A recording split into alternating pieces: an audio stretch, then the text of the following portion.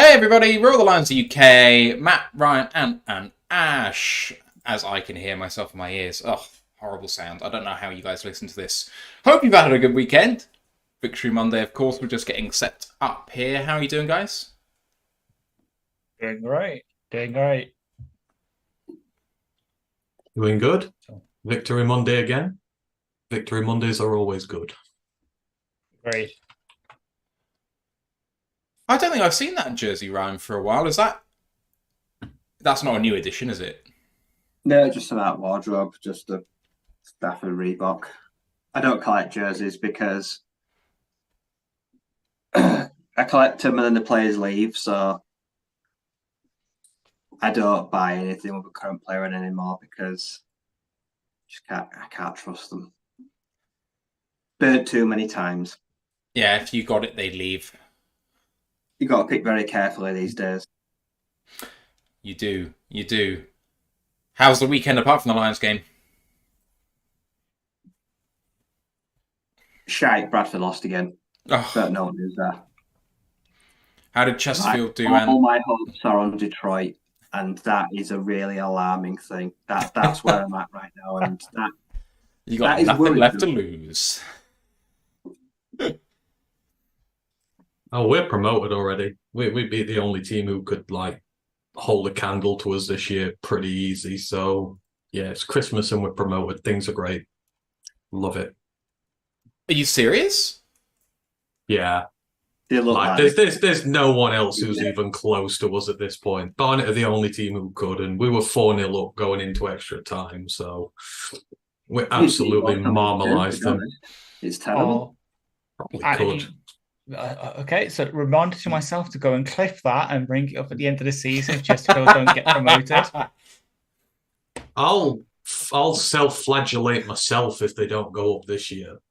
It's okay, yeah, definitely clipping it, right? I will go on record. I will make all the boasts in the world. It's going to happen, unless if the Lions get to a Super Bowl, then obviously an asteroid's going to hit Earth and destroy everything before we can see that. True. So that is the only way that I can be physically stopped at this point. So I mean, I know how you feel, and Villa getting remarkable might win a major trophy. The world is definitely going to end. Yeah. So we're not going to be able to live to see all these nice things. We can only exist in this world if we suffer. So those are the rules. That's how it works. How did Villa do, Ash? We beat Fulham 3-1 at home. So we're still fifth, but we want 3 points off top. Only we didn't fuck up last week against Forest.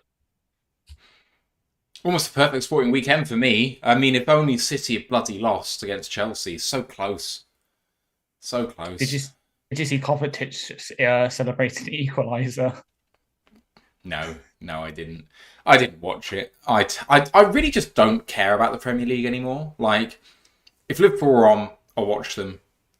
But other than that, I've fully switched to American football. I just kind of don't care about soccer anymore. I don't know why the flame's gone out for me, but it just seems a bit more boring. Now that you've finally got the Premier League title, that's it. It's done. You've reached the pinnacle. I mean, not really much else you can do, is there, when you've won one, is there? Well, it's 3 years ago. They should get to see stuff like that. The glory days are over. Yeah. You go.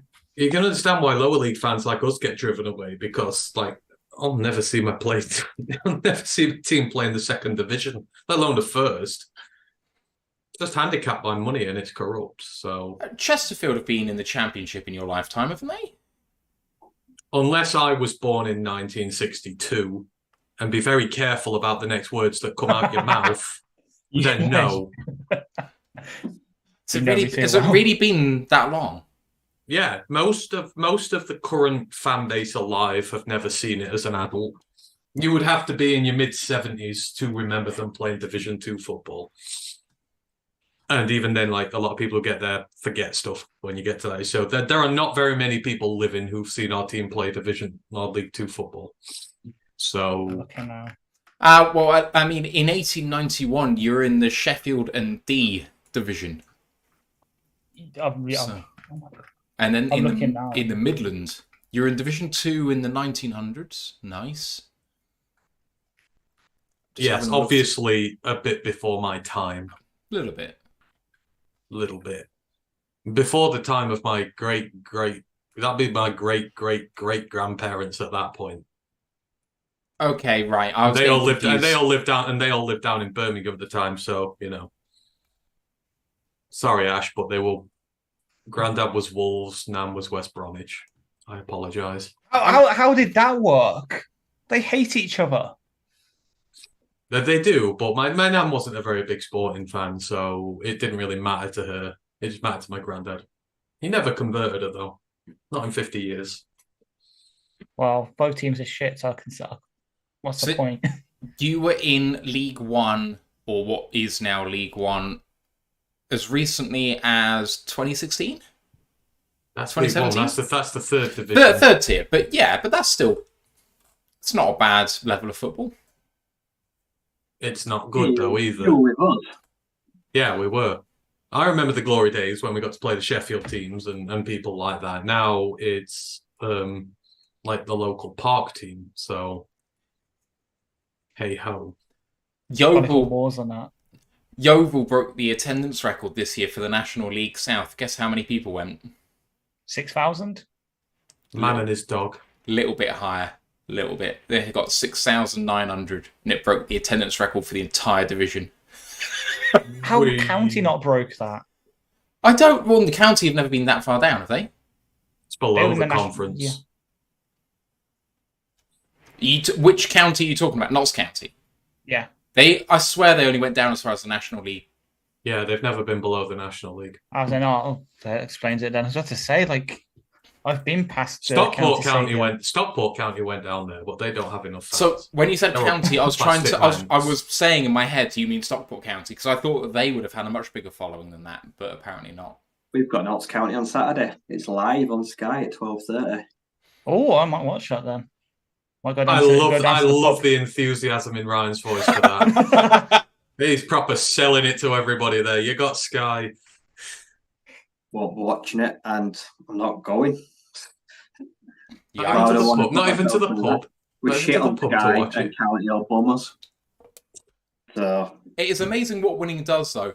Yeovil are getting more fans now watching them win the National League South than they did when they were bottom of the Championship.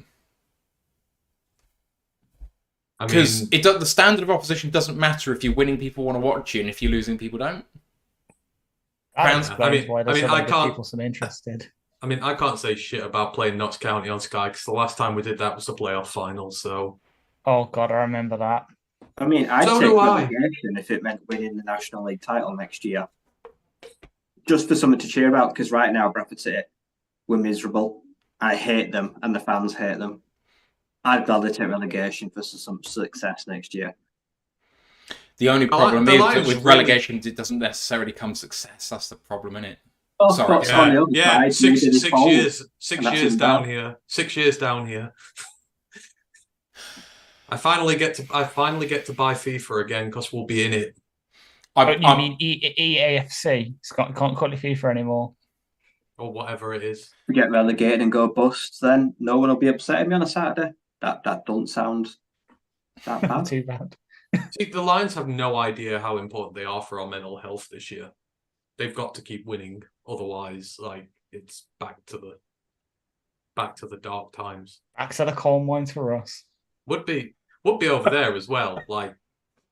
Tigers suck. The Pistons suck hard. There's nothing for them to cheer over there. The Lions are Red Wings are okay. Red Wings are doing really well, aren't they? No, yeah, they've dropped a couple of games recently. Cooled off. 8-5-2. I was waiting for an ice cold joke, man, but it never came. 8-5-2 is okay. Yeah, but they were 6-1 though. So yeah, they went. Yeah, they had a really hot start and they've dropped a couple. Yeah. Pistons were 2-1, then they've dropped 8 in a row. That's because the Pistons are bad. They are. And supposedly they've had an illness going around or something. Yeah, the illnesses, they suck. Oh, Matt beat me to it. I want some success from them, so I can actually pull out the Cade jersey that I've got in my wardrobe and actually wear it. Cade won't be there long enough for them to turn it around. It'll be gone in a year or Don't two. say that. It's a vintage piece then, perfect. Right, I just want to give a shout out to everyone before we start. Depth Charge 313 is a first-time chatter on Twitch. Hello to you, Dan McGuinness, Xbox Oceans X, and Experiment. And then in YouTube, Dragon Fan Tim saying the Tigers are going better. Keep chugging, Tim. Mile Marker, Lions Gangster, Marcus Ken Stouder, Brent DeWitt. Who else we got here? Dragon Fan Tim says Pistons need to get the hell out of Detroit. I mean, one of four places in the US with all four major teams in the city. I don't want to get rid of them. I just want them to be better. Ken Button, Miss Natasha, Det Fan Man, Lisa DiLorenzo, SW Lions 16, Lions Gangster, and did I say Det Fan Man? I probably said Det Fan Man somewhere. I did. But hey, hope you've had a good weekend. If you want to shout out, give us a shout now before we start. We're doing Lions at Chargers review. There's no news to speak of, so we're getting straight into the review. Going through the not play-by-play, but talking roughly about the drives, and then some game themes, and then a quick chat on Sunday's games. If you've got any questions for us, make sure to @Royal Lions like Tim did in the YouTube chat, and then I'll be able to see it, and I'll put it in for the end of the show. Fellas, anything we need to go over? I can see Ant's changed the name of the show to the patented one he had, which I'm very happy for him to do, because my one was shit. Ant. Did I say Ant? I said Ant, didn't I? Yeah. Good. Yeah. Hey, it's much better than what I had, so I don't know why I said. I thought it's quite apt. I mean, how long is the poem? It's like 14 pages long, isn't it, or something? It's like an epic. It is. Yeah. Is it Byron? No, Tennyson. Tennyson. Yeah. Oh, for Lord Tennyson. Ugh. Yeah, anyway. It's weird that everyone knows the name of it, but I bet if you ask someone to quote any part of it, they probably wouldn't be able to. Well, it's writing about a real life event. I can tell you about the real life event. But Yes, exactly same. not that. Okay, so what do I need to do? Our US viewers might not get it, but it's an in-joke, and it's, self-deprecating towards us Brits as well, technically. So, shot there. Geordie Mansion, shout out Geordie Mansion, has said, Roar of the Poetry UK. Which I like. We just do that one. We just come on and just do our reviews of the game in like poems, like just spoken word poems about what we feel about the game. I would love to hear Ryan do one of those. It'd just be very blunt. I can't even think of any poetry right now, if I'm honest. And I did English lit. It's bad, isn't it? Anyway. It's very bad. Isn't that like your main thing in English lit, is poetry and stuff like that? Oh, no, we did. Oh, loads of Shakespeare, but more the plays rather than the poetry. Sonnets, yeah. And then it is me. Oh, quote some Shakespeare then. I don't know. A2 Brutus. Tis the winter of our discontent makes glorious summer by the son of York. Or I can go for my area. Sing, goddess, sing of the anger of glorious Achilles, who brought wrath to the Greeks and to the Trojans alike. I remember going and watching a rendition of Titus Andronicus at the tobacco factory in Bristol. And basically, if you don't know the story, a young girl is raped by a character. She has her tongue removed by the rapist, so she can't speak about it. And the brother finds out who did it, kills them, bakes them in a pie, and serves it up to the parent, who is the king. It's something quite interesting to watch in real life. And it's a mix of two Greek myths, because there was one that explains how magpies came to be, and that's the rape and tongue cut out. And the way she explains it is she gets her.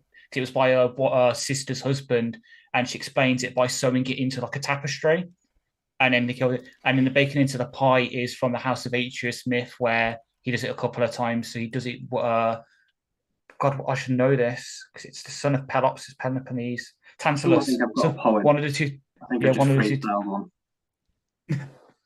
Defence had passed us by. Riley Cross, he looked to the sky. With his cross in his hand. His hand in the sand. Jake McQuaid was on hand. I'll do hand. He overlooked the dross, lying successful out the by. Almost. It was nearly there. Bit of work. All the rhymes rhymed with each other in some way.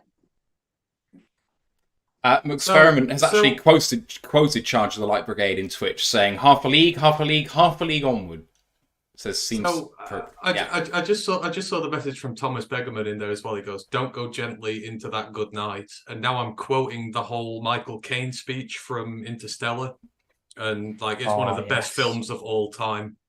And like when they're first going off on the journey to the black hole to the thing they go through the water. Oh fucking hell!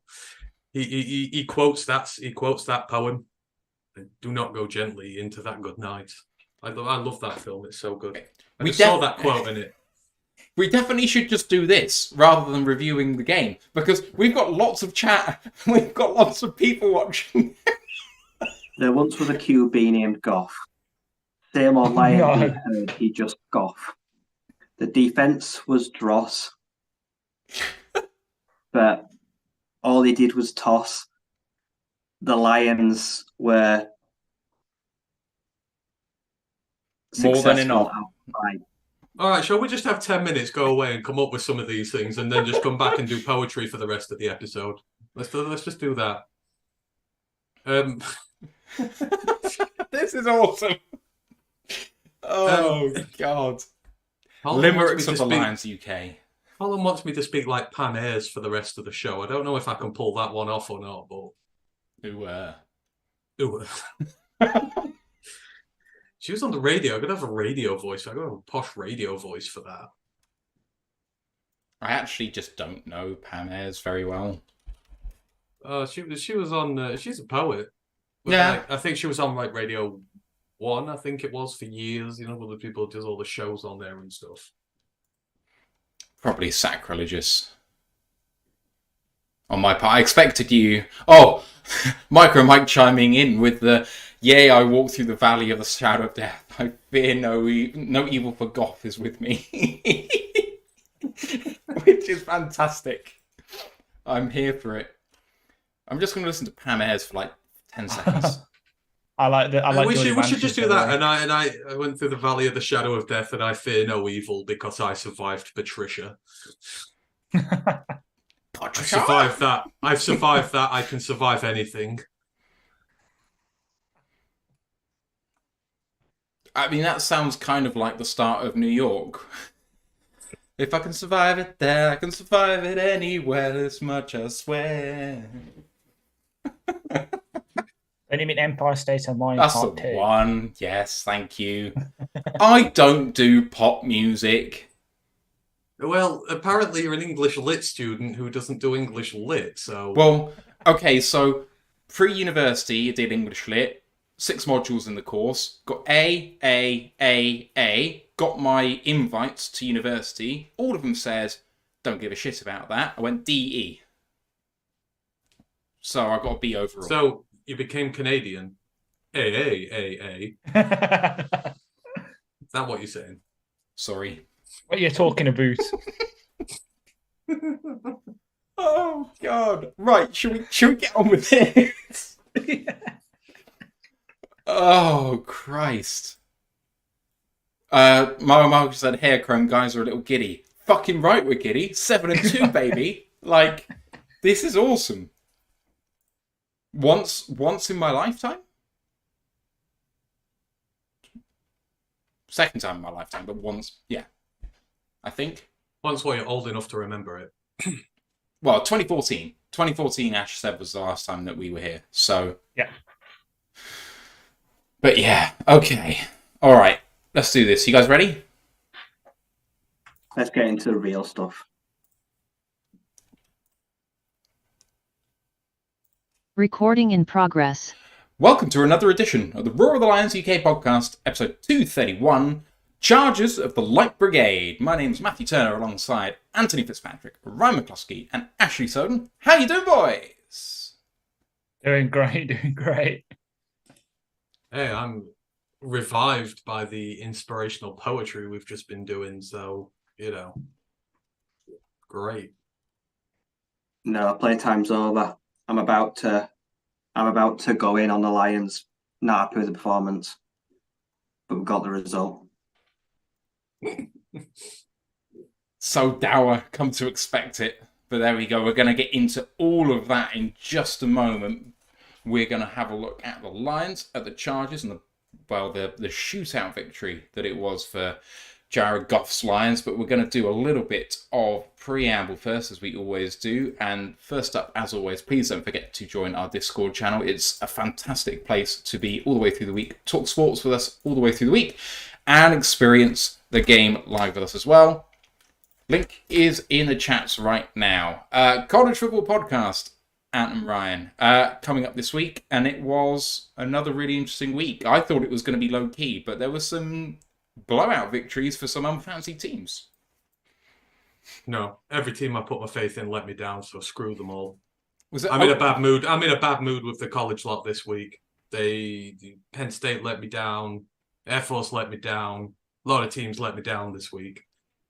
And all the firings have begun now. After no firings all season, everybody's getting fired. So that's going to be a big emphasis on the show this week. Bye-bye, Jimbo.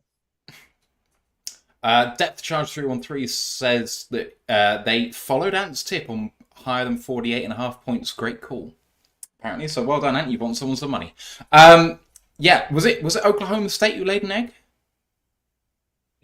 Yeah, that was rough. I can't believe I picked them. Hate it. Anyway, please don't forget to like the show, sub to the podcast, and all of that good stuff. And please don't forget to go to Lions Nation Unite on Facebook, facebook.com/groups/Lions Nation Unite, Herman Moore's project to bring the best in Lions content creators together. We're also Twitch affiliated, YouTube monetized, and there's a tip jar down below in the YouTube description. If you enjoy what you're listening to and you'd like to show some appreciation in that way, that'd be much, much appreciated. But you listening is all that we need. And there's a feedback form down below as well. If you've got any thoughts on the show, any ideas for content or anything like that, you can find the YouTube description. Please get in touch. We also have our merch store that we've launched. Lovely showing off of it by Ant and Ash there with the hat and the hoodie. Some really, really nice stuff, actually. So if you do want to support the show, but in a completely different way, that link is in the description too. And you can also find it on the website. Right, let's get into this, boys. Lions 41, Chargers 38 in a tough matchup for the Lions, and they came in 2-point favourites, covered the spread, just some high-level takes, and so myself and Ash, we obviously had our time on the live reaction show yesterday. And what did you make at a high level on the game? I made out that my nerves were reduced to stringy cheese. I was a nervous wreck by the time this one was done. But it was a lot of fun.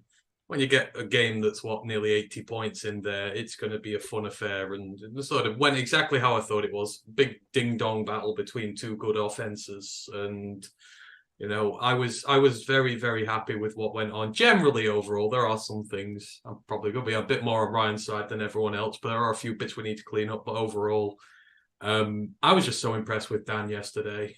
Called a perfect game, and so.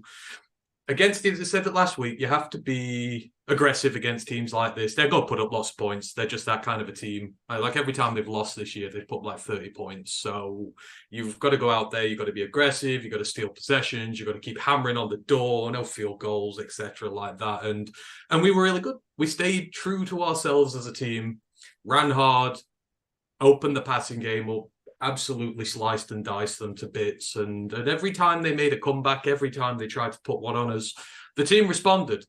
You know, it's under a lot of pressure with the Vikings doing better and winning and coming level with us. It's like that's the game where you could drop and then you give them an opening. And that's where old Detroit probably would have made a mistake.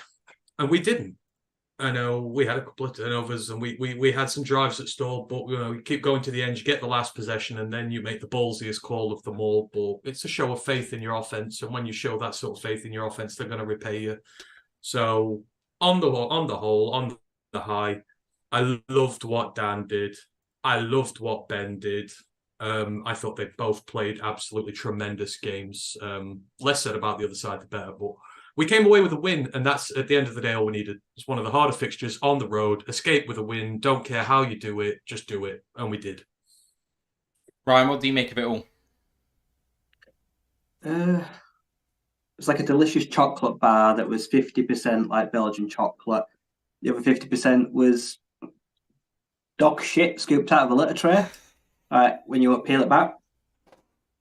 Ben Johnson continues to just wow me. Aaron Glenn, once again, does not cover himself in glory whatsoever and has to have his ass dragged across the finishing line. What happens? It just frustrating. Can't fault the offense.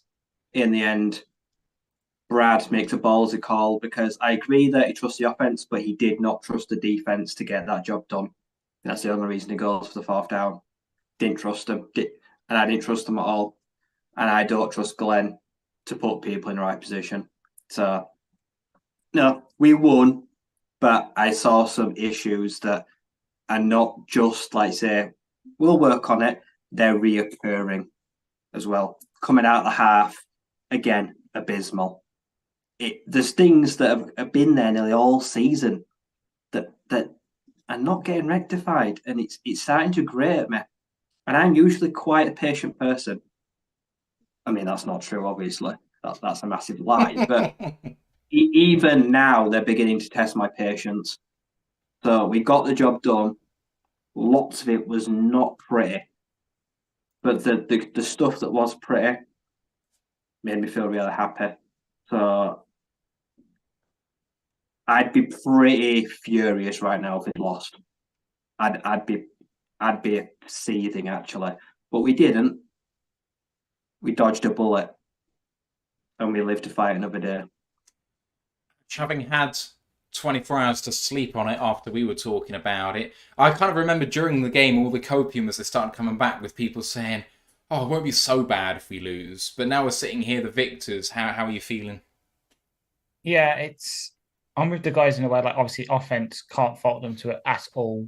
Like, everything went well that could and nothing really went wrong, even to the point where when personnel were coming out at the wrong time in the wrong formations, we still managed to polish the turds and turn it into gold, especially when that gold is 75-yard rushing touchdowns, if you believe the stories coming out after the game.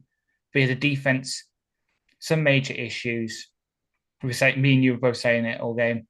We need to do something to stop them getting the mismatches for Allen, because that's the reason they kept it. They were still in the game, because we just couldn't cover Keenan Allen to save our lives. They were just constantly moving him around, putting him in positions where they know we couldn't cover him, and it nearly wins in the game. So yeah, there's definitely things that need to be looked at on the game plan in the film for the defense, but offense, just carry that momentum into next week, please.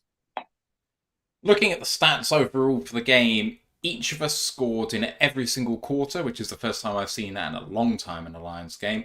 On the Detroit side of the ball, Jared Goff, 23 of 33, 333 and 2 touchdowns. Rushing the ball, Montgomery led the team, 12 carries, 116 yards and a touchdown. Jameer Gibbs, 14 for 77 and 2 touchdowns. Receiving, Amon St. Brown was the man, 8 of 9 for 156 and a touchdown. Khalif Raymond chipped in with 2 of 4 for 46, including a 41-yarder to set us up for the game-winning field goal. Sam Laporta chipped in late too, 4 of 5 for 40, but the rest of the guys also did some work. Jameer Gibbs, 3 of 5 for 35. Brock Wright, 2 of 3 for 23 and a key touchdown late. Jameson Williams had 2 of 2 for 18 and had a touchdown called back. We'll get into that in just a second. On defence, led by Anzalone with 9 and had 1 TFL. That was by Cameron Sutton, but no sacks on the day. Kirby Joseph had an interception early. Otherwise, Riley Patterson was perfect. 7 for 7 in extra points and field goals combined. Jack Fox had 1 punt for 29 yards because he was so damn close to the Chargers' end zone as it was. On the Chargers side, Justin Herbert, 27 of 40, 323, 4 touchdowns and a pick. Rushing the ball, there's a team, they went 28 for 98 and a touchdown. That includes Austin Eckler going 19 for 67 and a touchdown. Receiving the ball, there's only one man to talk about. It's Keenan Allen, 11 of 14 for 175 and 2 touchdowns.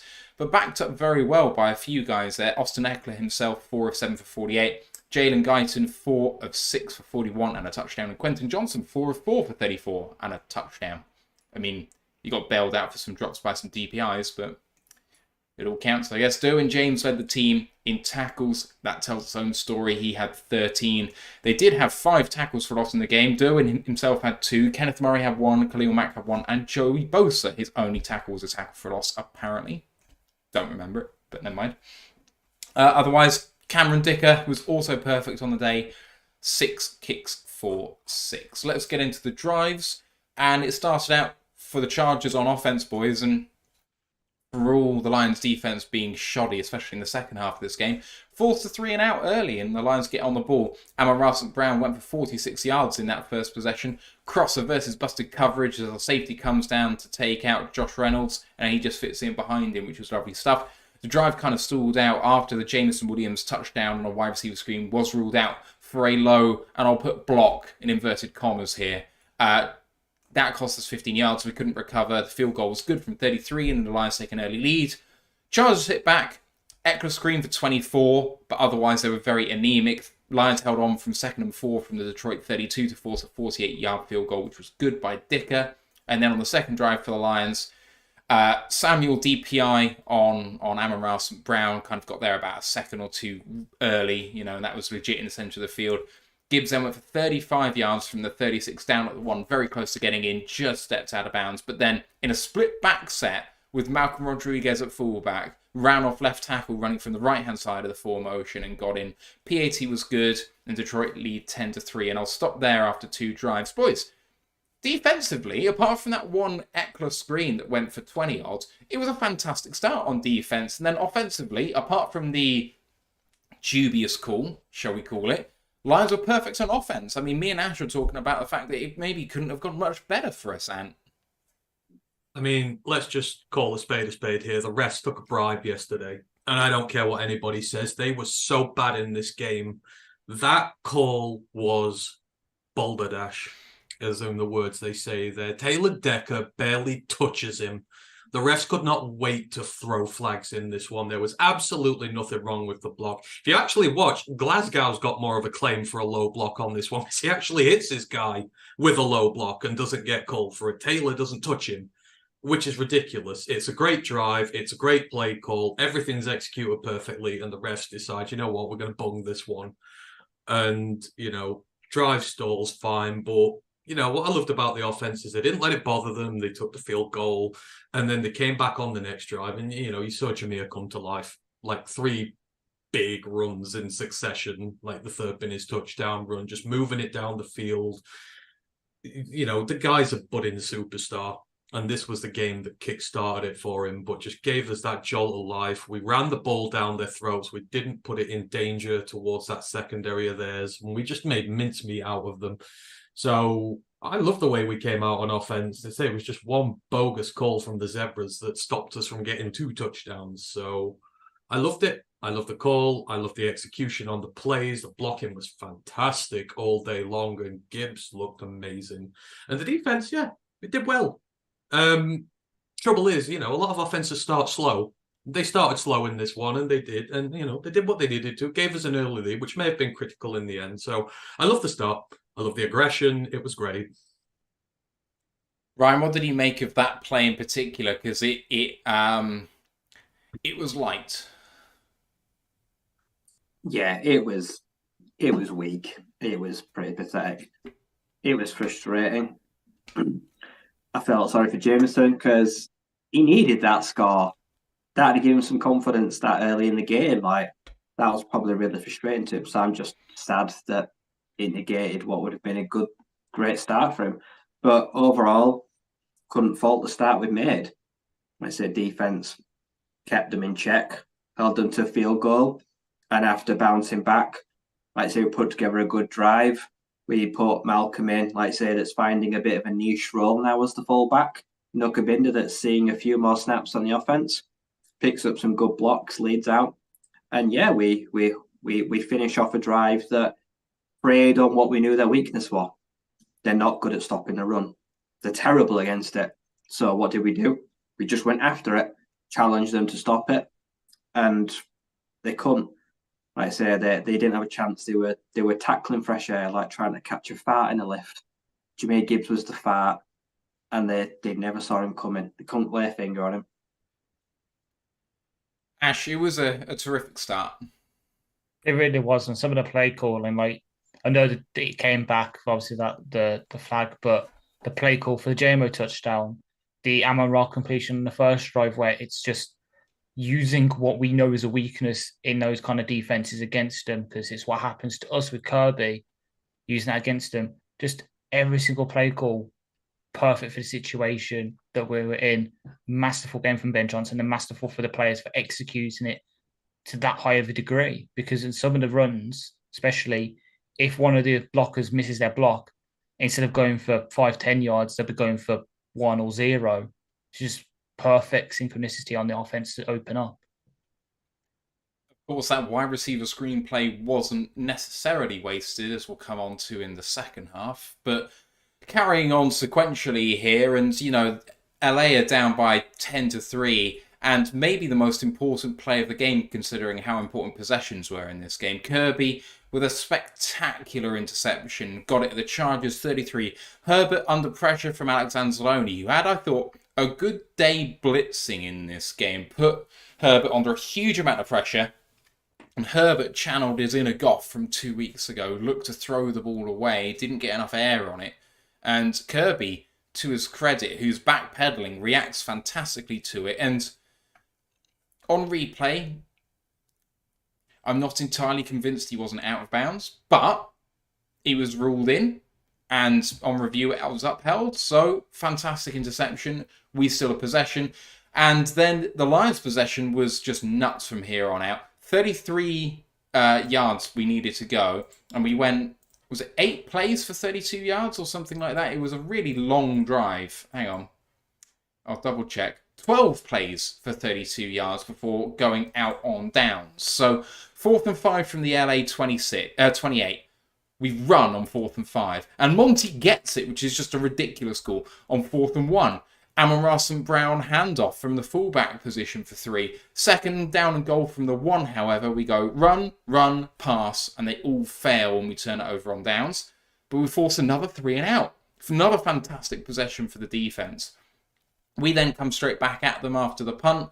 Passes go to Gibbs for 24, to Jamer for 13, to Amon-Ra for 14, spreading it out. 4th down and goal again from the 1, and this time Gibbs runs off right tackle for a touchdown. Finally managed to punch it in. PAT is good, and the Lions lead by 14.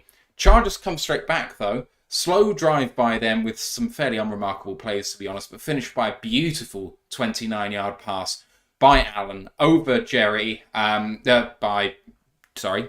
I just completely lost my train of thought. By Herbert to Allen, beg your pardon, over Jerry Jacobs down the right sideline on a post route. Maybe the prettiest touchdown of the day, bar the run by Monty, which we'll get into in a minute. PAT is good. That brings it back to 7. And the Lions lay down the challenge.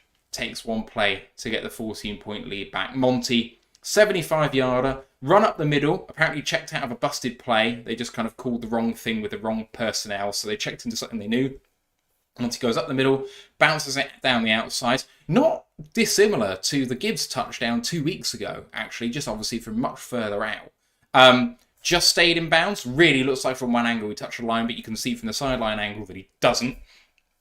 PAT is good, and it's 24-10. Chargers then go tempo. Allen receives passes in this drive for 7, 13, and 28. And Eckler's touchdown run from the 2 on 4th down. PAT's good, 24-17, one play, and then the half, boys. So a lot happened in that period of play. But Ryan, the first one was all started by the Kirby interception, and we win by 3 in the end, and it's the only turnover of the game. Yeah. Ill-advised throw.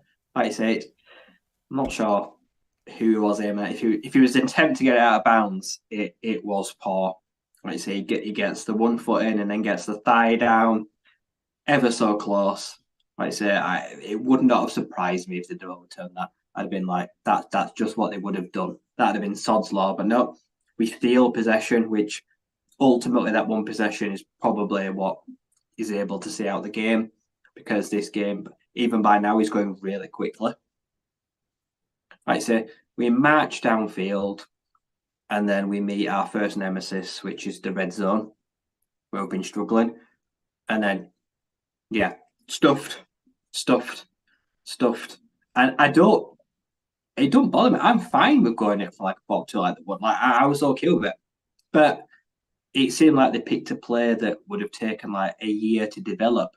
I see like Laporte come across like they're trying to sneak him around the back, but he's pretty much diagnosed and sniffed out straight away. It didn't feel like he was ever going to go.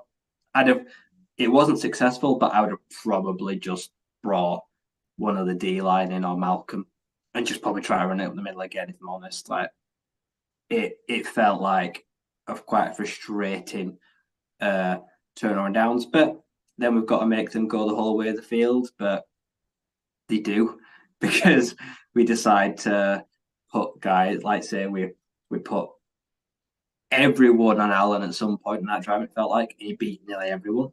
Like, it was just super frustrating. Like I say, Keenan Allen, for the injuries and the age and overall lack of athleticism, still one of the best route runners all of football. Puts on a clinic, gets in behind Jerry, moves the ball down the field. And then we try to imitate our own goal line stand. And we do really well. Like I say, they come up with some really unimaginative stuff. Like I say, they literally try to go up the middle.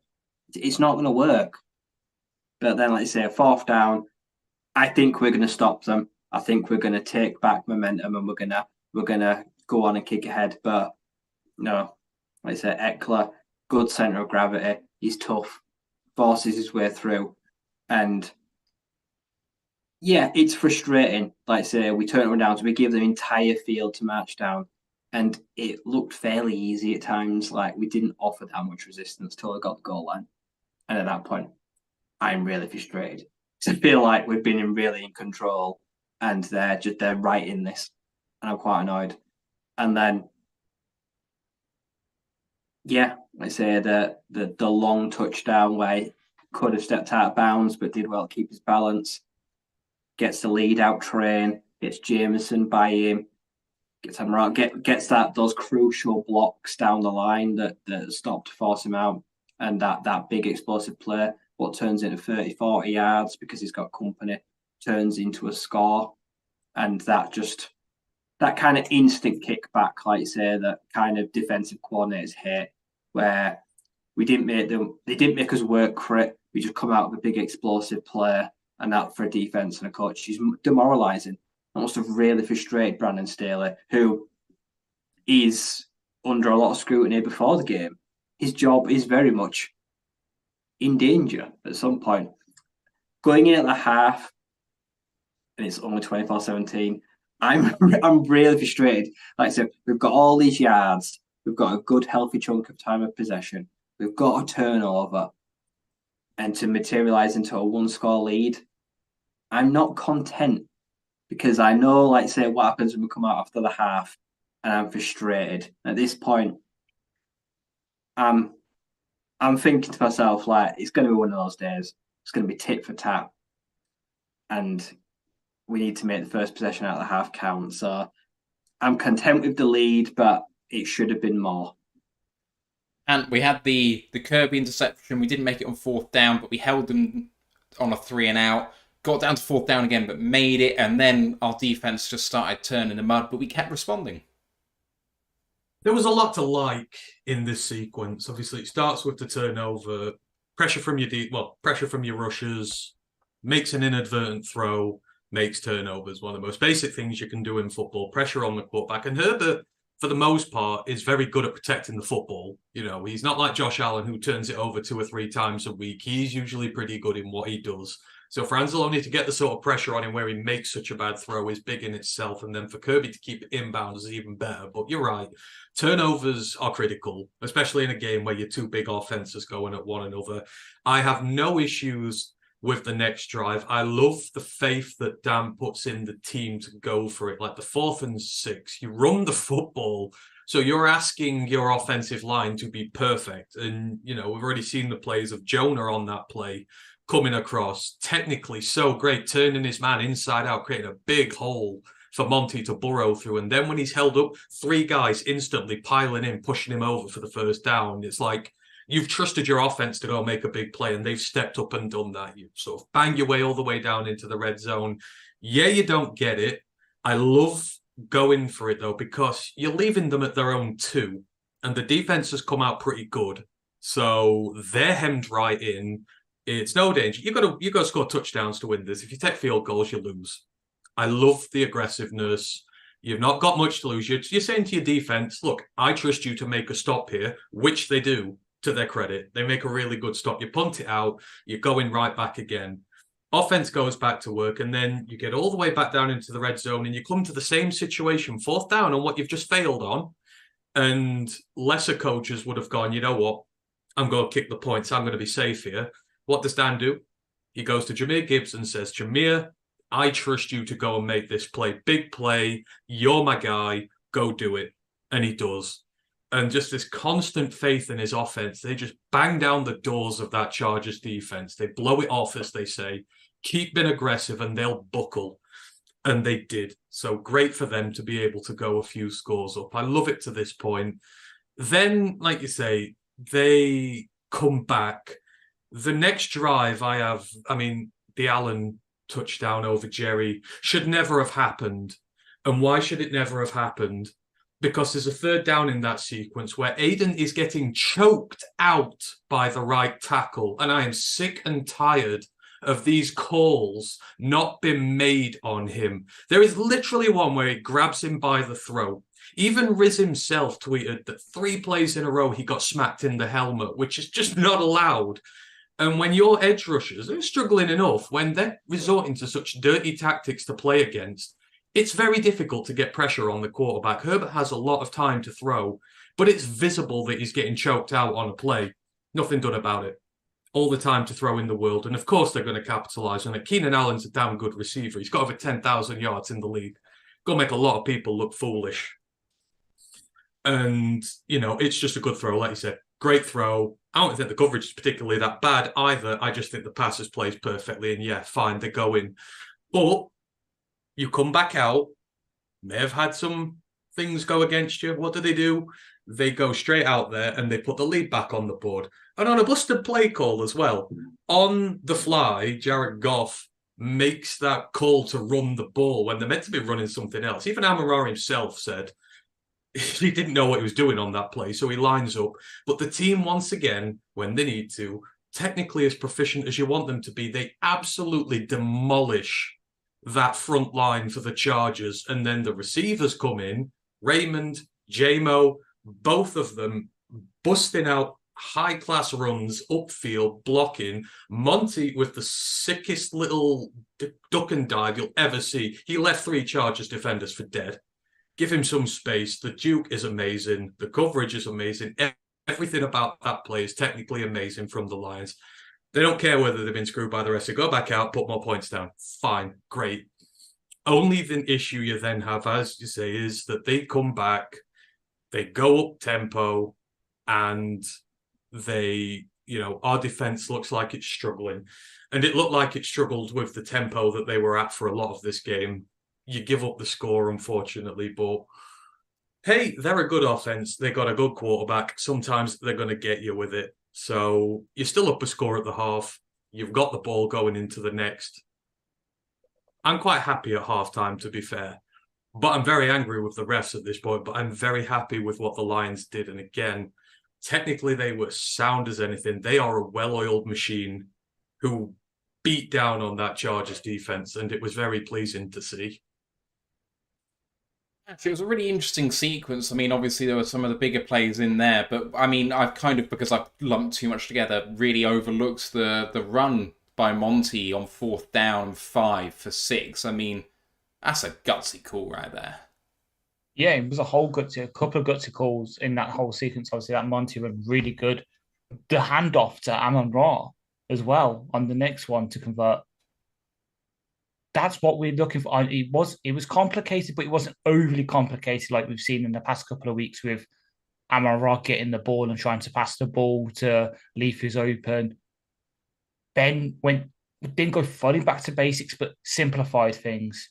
Didn't try to get too clever, just did a little trickery, but not too much where it was making it hard for the players to execute. It was like, okay, Amon Ra's going to get the ball and do like a sort of end round. That's easy to execute, but it might catch him off guard, and it did. But Monty, obviously, after, because I saw the post-game interview, while Monty was fired up that Gibbs was obviously having a really good game before, it motivated him as well. He was like, well, if Gibbs is doing it, I've got to go and do it. So what does he do, as you say? Convert a couple of 4th downs and then scores a 75-yard touchdown on a broken play, technically. Like, I know we discussed it during the stream yesterday, but it's kind of solidified it. We have arguably a top 3 running back duo right now in the league. And I'm calling it. It's got to be one. Who else has 2 running backs like this? No Falcons. one. No. Okay, maybe they do in terms of quality, but the way the plays are being called, Bijan and Algier are being absolutely decimated by their play calling. We're enhancing them, if anything. If anything, yeah, true. So yeah, okay. With the off pure quality, top 3. With the play call included, easy top 1 right now. Because like Gibbs, won't be surprised it'll come out later that he's leading the NFL running backs in scrimmage yards again for the past couple of weeks. Like, I'm tempted to pull out those tweets I've got saved, but I just want to save them for the end of the season and then be like, this is why you don't judge after 3 games, because there were parts of our fan base, partly, but the draft nicks and these draft nerds and all the fancy nerds are like, oh, they're misusing Gibbs. Shut up. This is why. Are you happy now? Like, obviously, I'm not happy because I stupidly benched Gibbs for Chuba Hubbard because I'm an idiot. Yes. I'm not making that mistake ever again. And as soon as I said so, I apologize to everyone when Gibbs only has like 5 carries for 4 yards next week. It's totally on me. I will clip that and put it out as well if it happens. Make the fantasy sacrifices, Ash. We have to do this. Keep him on your bench. Leave him there. Let him rot so that he flourishes in the league. You know the rules. Putting my own words against me. You've spoken it into existence now as well, and it wasn't not you criticising me for putting something into the universe, and you've just said 5 carries for 4 yards. My word. But then 5 catches for 150 yards. There we go. You turned it around. There we go. But yeah, just this half, I miss it because I did it last week, obviously. Well, against the Raiders, Ben wasn't having a good 2 weeks. Ravens and Raiders weren't his best play call games. Boy, did he bounce back after the bye. This was just elite. It was. Right, let's get into the second half, and starts with the Lions. And it was a good drive, all in all. I mean, it was actually a 3 and out, but bailed out by Derwin James with a really bad hit on Josh Reynolds. And I'm surprised that there was no reference made to it whatsoever. But it hit in the head. You can see his neck crack back. And I mean, he stayed in the game as far as I'm aware. I don't think there was any concussion protocol whatsoever, but I was really surprised by that. But anyway, that elongates the drive. Gibbs had a TFL on him later on in the drive. James came on a safety blitz, causes the Lions to stall, and the Lions are forced to punt from the 37-yard line. Would have been a 55-yard attempt, which the Lions turned down. I think it was 4th and 14 or 4th and 15. There was no chance we were going for that. And with our kicker, there's no chance he's going for it either, but we'll talk more about that in a second. And instead, the Chargers take over, and Jerry commits a DPI on Quentin Johnston for 15 yards. Then in the air, you have Parham for 16, Allen for 12 again, but he gets injured this time. And it's finished off by Guyton for an 18-yard touchdown. Splits Kirby and Cam Sutton with Walker rolling down into the box. PAT is good, and it goes 24 apiece. But the Lions respond once again Reynolds with a great third down conversion. Then Amon-Ra goes for 33 yards on 3rd and 2. Terrific play. And then call back to the wide receiver screen for JMO earlier. Amon-Ra and Brown, for what I can tell, was the exact same play, just with different personnel in different positions. He takes the wide receiver screen, completely untouched, 20 yards for the touchdown. PAT's good, and the Lions go back up by 7, 31-24. I'll stop there. Boys, we scored in the third quarter. I mean, it's only up from here, right? But, you know, even the drive that failed out due to the punt, we got deep into their territory, and just unfortunate that TFL put us, you know, behind the sticks a little bit. But even then, it was a reasonably good drive. We let them back in, though, a little bit. I'll go Ant first this time. Yeah, it was a shame. But, you know, one drive is one drive. You've got an entire quarter to do something. So, first drive stolen, not great, but you do have the bonus that you have the score lead. So, even if they do score, which they do, you're level, you still have the ball in your hands. So, you've still got the advantage. But, you know, I'm going to harp on about this again, but Quentin Johnston, these PI calls, very, very, very suspect. Very suspect. I don't know what the rules are with him, but Jerry barely touched him on that 15-yard one. There was the touch on the hip. Doesn't even grab him. It's just a touch on the hip. Thrown. Ridiculous. Again, it's good drive starter for them to get those kind of things, but shouldn't have been given in the first place. But again, you go tempo a bit. The secondary's a bit all at sea. They're not really adjusting. The pressure's not really getting home. And you know, you start to worry a little bit about it. They're moving it freely at this point. Ref's not helping, but the offense, I just love how they kept coming back out and they kept putting points on the board. Despite what the defense is doing, in a game like that, you need them to come out, keep moving the scoreboard, keep the pressure on the Chargers, and eventually it tells in the end, and they did. I love the drive. Amon-Ra is just amazing. You know, these last few weeks have proven for me. I always say, is he a fringe top 10 guy? No, he's a top 10 guy. Like, for what he brings to this team, for what he does, he's a top 10 guy, maybe even higher than that. And, you know, and Goff as well. I think Goff had his best game with us. And it was drives like this where questions got asked and they started shutting down the run. They started loading the box and making the passing game easier. I think we did really well because we ran that much on them. They got scared, opened it up a little bit, but he came out, slung darts, moved us down the field. He didn't look phased in the slightest. It's like every time the offense came out onto the field, you felt like he was field marshalling it and you had no worries in him whatsoever. You come back, get the play again on the screen. Amon-Ra doesn't get touched on the way, and the blocking's just amazing. Guys get out really quick. The other receivers block really well. Again, it's just execution at its top. And this team is executing at an elite level at the minute on offense. And, you know, great to see. So, yeah, it's a pain in the arse that the start was slow. But when they hit us, we hit back. And we did it all day long. And, you know, love to see that. Offense were just so good this day. Brian? Yeah. I want surprise when 3 and out coming out of the half because just notoriously we've done that lots of times this season when we've deferred and got the ball back. We've come out and drives have stumbled, and it's annoying. And then, as Ant said, the defense for pretty much the entire second half struggled with tempo. They couldn't even get lined up quick enough half the time. They looked way off it. Like motions, like I say, a lot of Allen. They didn't know what was going on. Like I said, there were a few little adjustments made. Like we had guys like Campbell trying to pick up like Keenan Allen in motion. Like, what is Glenn doing? Like that is just, you're asking him to get murdered because Jack has struggled in coverage this year. Like I said, that was just taking candy from a baby. Yeah, like I said, Jerry, soft penalty, hands on hips, turns him, but he still gets 2 hands. Quentin Johnston bobbles the catch, almost takes it in and takes it to the house, drops it. So it was still a very catchable ball. Jerry didn't actually interfere with him very much because he almost hauls it in anyway. So that was a weak call. But yeah, they go down the field. They gash us at every point.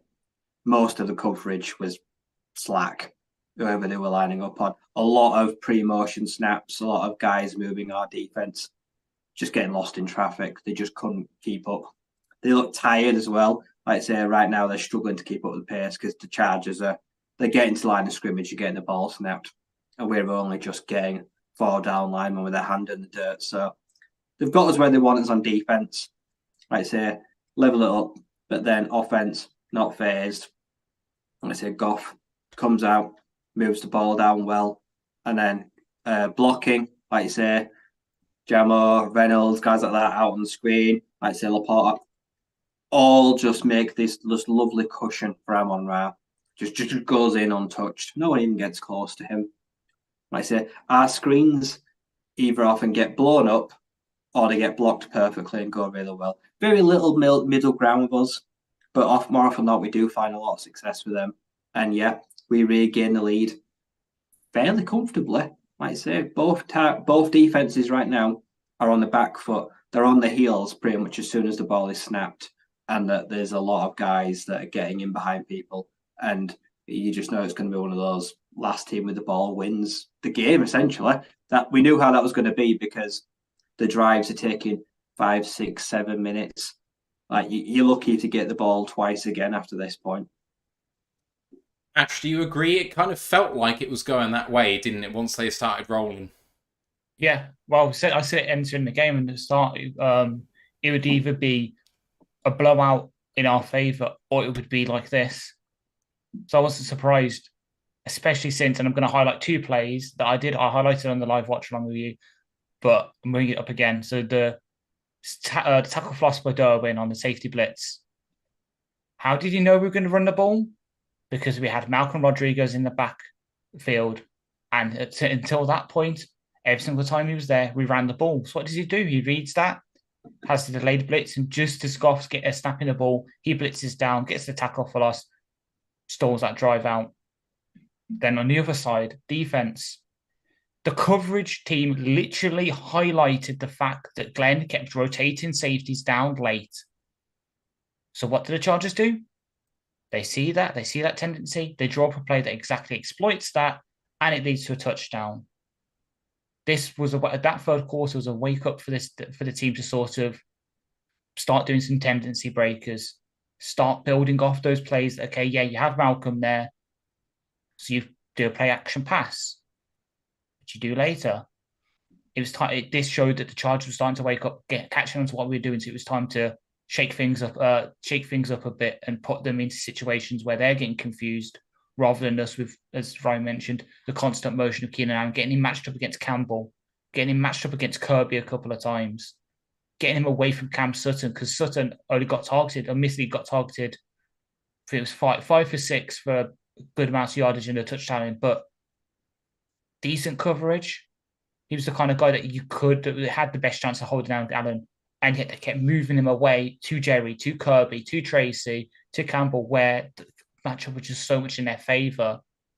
It was just unfair. Like, we needed to start bracket coverage or man coverage, and even then, couldn't stop him. The only thing that could stop him was the injury.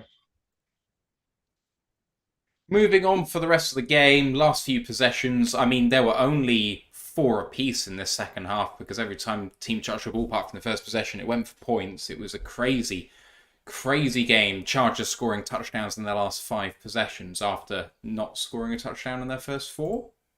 Or am I making that up? They've got one on this. 1, 2, 3, 4, 5th possession. Yeah, I was right. No touchdowns in the first 4, and then every single one in the next 5. So, Lions up 31-24. Herbert with a 13-yard scramble on 3rd and 5 when the Lions had a great chance to not allow that and just about gets their way from pressure. Sutton then committed a DPI on Quentin Johnston for a 14-yard gain on 3rd down. On 11, Austin Eckler went for 17. So did Quentin Johnston. They then had 8 and goal plays in a row, including 6 from the 1. They were given a fresh set of downs by a second DPI on Sutton in the drive. That one was weak as hell. Agree with the first one. Completely disagree with the second one. Finished off on 4th and 1 on the second 4th and 1 by a 1-yard touchdown by Quentin Johnston. Lovely pass, by the way, by Justin Herbert. No one with Quentin Johnston in the end zone, just completely on his own. But the timing's fantastic. PAT's good. 31 apiece. Lions come straight back out and score with a beautiful drive. Gibbs went for 14. Sam Laporta showed up late with 6 and 19, and on 3rd down and 1.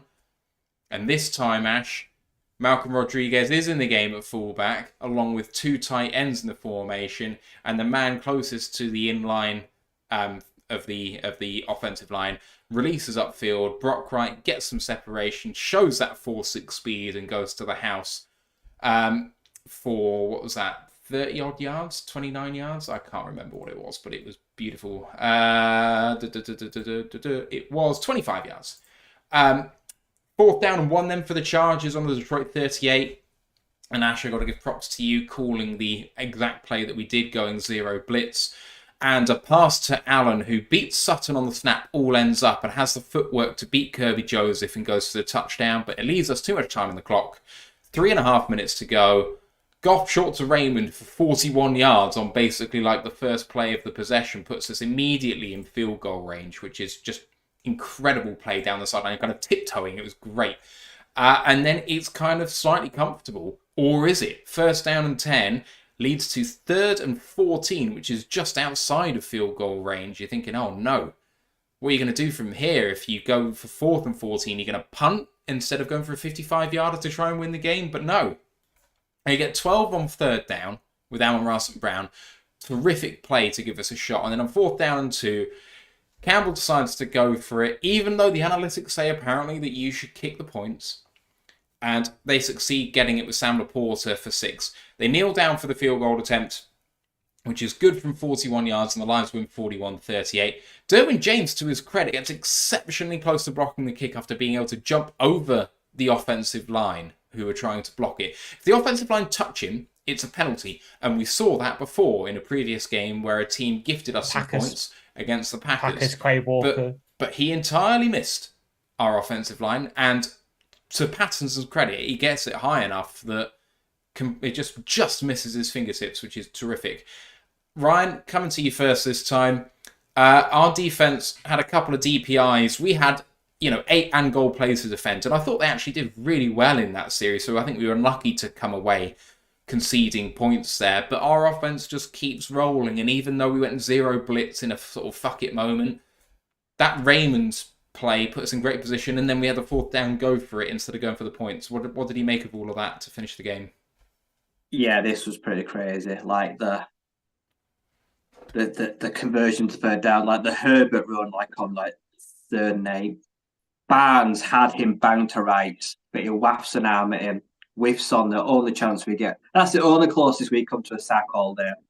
If we get him off the field there, I think we win this game comfortably. And at that point, they go down the field, he threads a nice ball over Kirby at Keenan Allen, that's not, that's not you don't want that matchup. Beats Sutton, get in behind Kirby, it's taking Canada for a baby. Some very questionable calls. I'll give a lot of credit to the defense at the goal line. Very dubious penalties. It's like the fates were looking down at us, the Chargers will score because we'll bloody fucking make them. If their offense is going to be crap, we will keep giving them the ball at the 1 yard line until they do it. And yeah, the play they score on is so frustrating because, Quentin Johnston, there's no one within 6 yards of him. He's just stood in front of the goalpost. They just sneak him round, and no one sees him escape. And it's just a little play up. In terms of the invention of that play, though, it's the most inventive they've been, because if I remember rightly, it's a fake jet sweep, fake toss pass. And it's where was that 4 plays ago? Yeah. But yeah, with 7, 8 plays, we almost get the stand, which would have also potentially iced the game.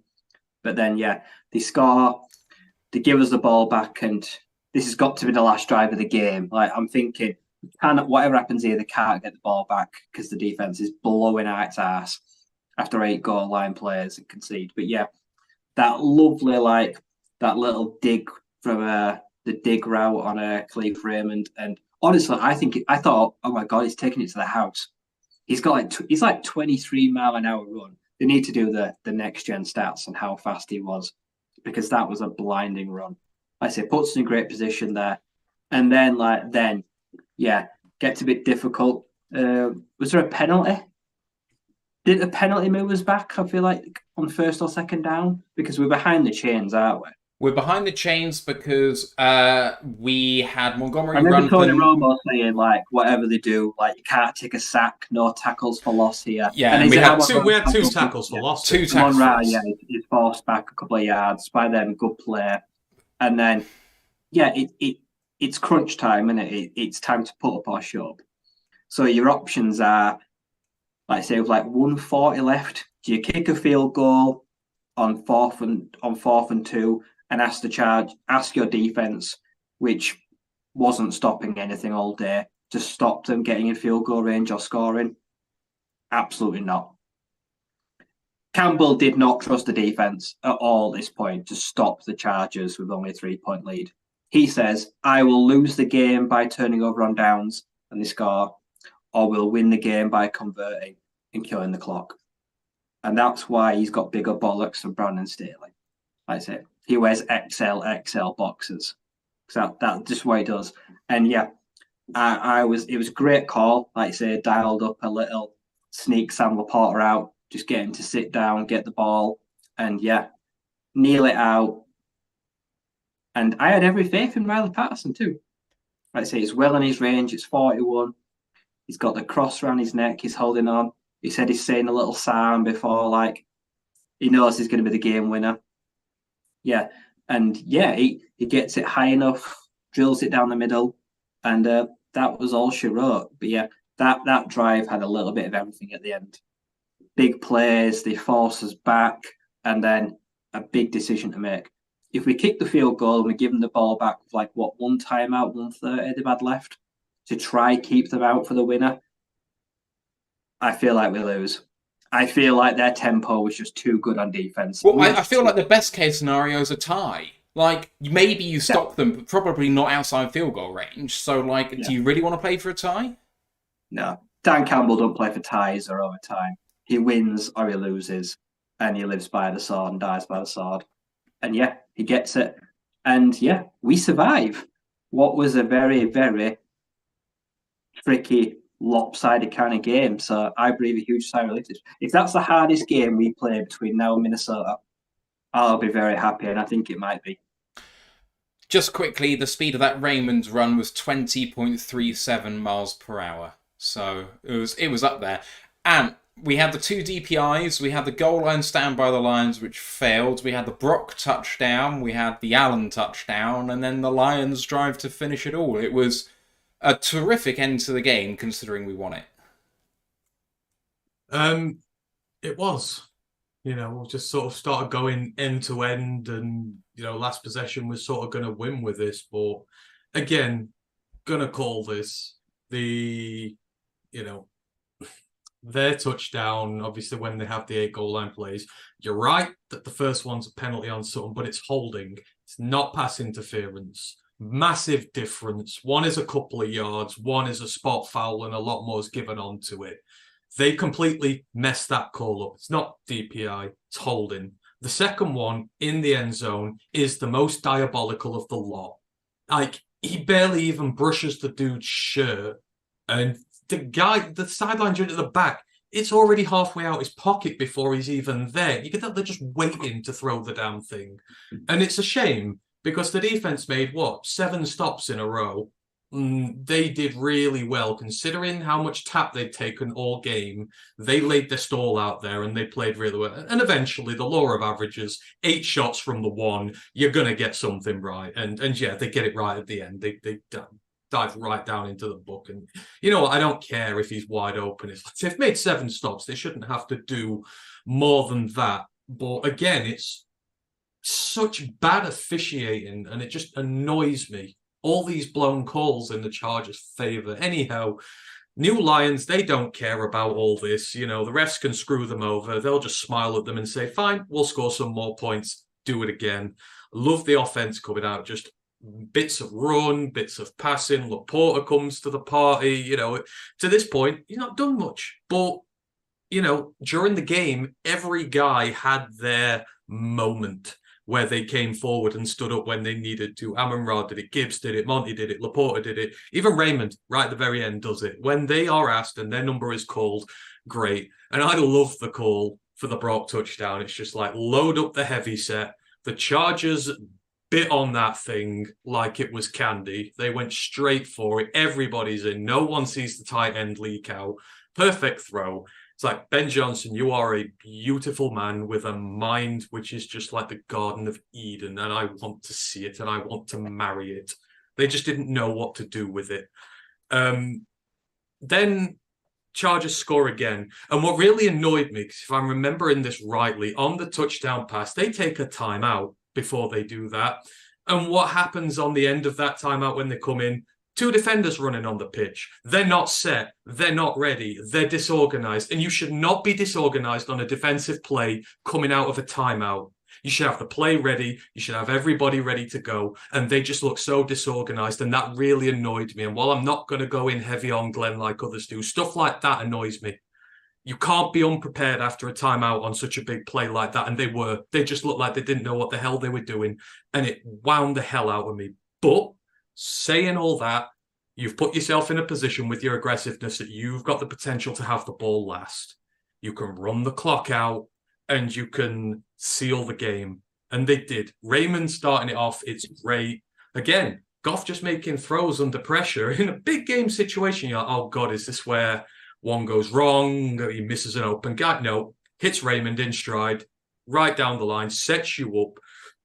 And the call to go for it on 4th down is just, this is where I love Dan, because they said, you know, this is where he learns from his mistakes, because there was the clip I saw earlier that from the start of last season, I can't remember which game it was exactly, but he picked up a field goal call where he called a field goal from 55 Vikings. yards. We missed it. Yeah, we screwed that game up. And Dan said afterwards, I regret that. I regret that entirely, not trusting my guys to go out there, do the job, get the yards they needed. And I remember we're all pissed at that game. And it's almost like, I bet that was the first thing that came to his mind when that 4th and 2nd was there. I bet he remembered straight back to that. And he's like, you know what? I'm not going to make that mistake again. I'm going to trust my offense. And I think this is why all the guys on offense look so confident, because he has the utmost belief in them. From 4th and 6, you know, from the 2nd goal line, 4th and 1, when they'd failed on one, he shows them his utmost support, and the players rise to the occasion. And for this one, Laporta again, like, man, I love the guy so much. You'd think he was a 6-year vet at this point. You'd think he was on a contract. You'd think he was on a pro contract, not halfway through his first season. So calm, so collected, grabs it up high, and they kneel the game out and they hit a field goal. And how many times have teams done that to us over the years? That just kind of was really the point where I'm like, Dan's just, he's grown so much as a play caller. He's called this to perfection. He's done everything he needs to. Don't give Herbert the ball. Your defense is struggling. Don't give it him. Run the clock out. Kick the sucker. Get the win. That is what good teams do. And yesterday they turned from a good team into a great team with that, because that is what the great ones do. They go out there and they take those wins and they get the hell out of there. And that's what this team, and I loved it. So for all the stuff that happened with the defense, I was just so impressed with the offensive mentality and just how they never lost faith and they went for it. And it's a great win. And all these people who go, oh, the Lions haven't beaten anybody under, you know, over 500 and stuff like this year. Screw the lot of you. The Chargers are a good team when you want them to be. But when the Lions beat them, oh no, they're not a good team. They've won 3 games. No, don't change the narrative. They are a damn good side with some damn good players. And I think everybody agrees they are badly coached. They are horrendously coached for the talent they have. But you've still got to go out there and beat them. And we did. And we did it perfectly. So I'm very happy overall. Yeah, there's a lot to work on. But the way they did the end of that game was tremendous. And just, they look at the peak of their powers on offense. Ash, do you agree that this shows kind of the maturation of the team, this sort of last quarter of the game where they just kind of do what they need to? Yeah, well, I pretty much said what Ant said live yesterday, going for that 4th down, leading through the field goal. I said, this is Dan learning from last year with the Vikings game. showed. Even and I said as you said I did call it because it's the zero blitz for the touchdown. I can back that because as I said on the live stream, either you blitz, you get a tackle for loss, and you force them to kick a field goal, or you zero blitz, they score a touchdown then, and you've got enough time to do whatever you want with your playbook. What happens? They score a touchdown. Fair enough. Great throw from Herbert on that touchdown. We come out. We score. We run the ball down, the clock down enough to where we can kick that final second touchdown. Field goal, I mean, sorry. And then you had the touchdown to Brock Wright, showing those tendency breakers, having Malcolm there, clues the charges, and they think, oh God, they're running it. And yeah, right, just sort of ducks down and see if he's going to block, just sneaks past the linebackers, and it's just an easy lob pass for Goff into a touchdown. Just Ben dipping really into like his Bennett bag of tricks, calling the perfect plays at the perfect time. It was just a great marriage of both sides. Because as I say, Glenn, for the most part, yeah, not good, not cool game. But I can, as I said, I back the zero blitz. Yeah, led to a touchdown, but it was the right call because if you put out a zone defense, for example, that gives them 5 yards, they can grind down the clock even more. It's just putting us in a worse and worse position. It's like where the thing that happened with the Eagles a couple of weeks ago against the Jets, where it's like, oh yeah. Oh. Come in, Ashley Soden. Oh. You're back. There we go. Oh, fuck. How long have I been gone? Oh, only 2 seconds. 2 seconds. Oh, thank God. I got scared. I was like, I've had a great rant about play calling. It's all been gone. But yeah, just letting them score. I know it happened to Eagles a couple of weeks ago where they let the Jets score and it didn't work out in their favour. Usually it works in your favour and it showed here today. Yeah, I mean, we were talking about it on there. It's not even third down. If it's third down, it's a bad play because they get another try. Because it's 4th down and 1, it's a boom or bust play. But like you say, if they're able to... It's from the 38, and we managed to go 32 yards in like 12 plays. They could absolutely have ground that clock down to like 40 seconds to go with us having no timeouts. And then it's like, yeah, we can do that. But that's really tough. So we gave ourselves a chance one way or the other. See, this is true, but you've also got to look at the bigger picture. They weren't ready from a timeout. I know what you're saying, Ash, there. Just, I'm looking over this for the thing. That is not acceptable. That is where there are legitimate questions here. You should not be in that situation where you're hurrying guys off and hurrying them on and you're not set. So, yeah, while we gave ourselves time, that is great, but it was also a really bad play on our part, although it worked out well. Yeah. All right. Game themes, folks, and going for it on 4th down at the end. We've kind of said it a little bit, but we were inundated with people on the live stream saying, I do not understand Dan going for it on 4th and 2. And the analytics agrees with them. Your win percentage increases by kicking the field goal marginally. But myself and Ash were both saying, we agree with the call, and I think you just perfectly said that you agree with the call. So, Ryan, right call or not right call to go for it there? You're in field goal range, you're going to take the lead. Oh, totally right call for it. The only thing that's worked all game is offense. So why would you go away from it? If we don't convert it and they go down the field, they rinse the clock and they kick again with a field goal and we lose, I accept it. Like I've accepted all the 4th downs he went for in the first 18 games, and he got some of them wrong, and it cost us games. I accepted it then. Media has a field day, but Dan's got the thickest skin in the USA. He does not care. Like I say, he will go for it, whether he thinks it's right or whether the analytics or whatever tell him it's not right. He don't do numbers. He don't do stats. They don't interest him. He goes with his gut and he says, we're going to win this game here and now because he wants to end this back and forth tussle. So totally the right decision. And I can swallow it and accept it if he goes for it and it don't happen. Like I say, but if we kick a field goal and then we play soft zone defense and they go down the field and score a touchdown, I can't live with that. That's the way I can't lose. I lose on our terms. We go for it. We turn it over on downs, and then we lose. That's fine. We went for it. None of this. Let none me. of this like. No, just I get it. like But let me take it even further, because then we had people in the chat going, okay, fine, you go for it. Why are we now kneeling it down? I mean, we're still 40 yards away. Do you agree with the kneel downs, or would you have run some more plays? Don't risk the ball. Like, that's number one. Don't risk the ball. No. Look We what... saw what happened with Craig Reynolds.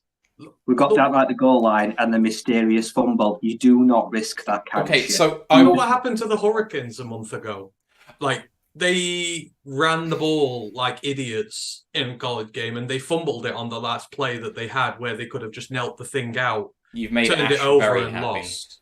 Let me pose this question to you, because this is what we were kind of debating in the chat yesterday. Ryan and Ant, at what position with Riley Patterson as your kicker does the advantage outweigh the downside of running the ball there? How far out does the field goal have to be before you go, actually, a few more yards would be nice, it's worth risking it?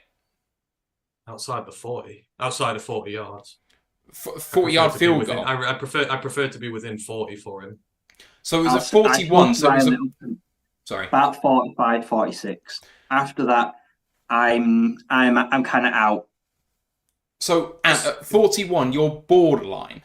I'm borderline, but at the same time, you're just giving yourself a chance to win. Like, you're the only one who can win in guaranteed time there. At worst, you miss and it goes to overtime. They don't get the ball back. So in that game situation, I'm very happy for them to do it.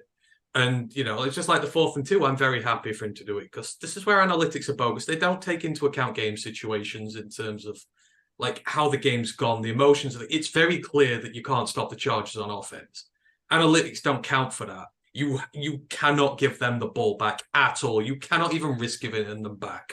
No. So that's why you go for it there. And that's why you kneel it out as well. Do not give one of them a chance to punch it out.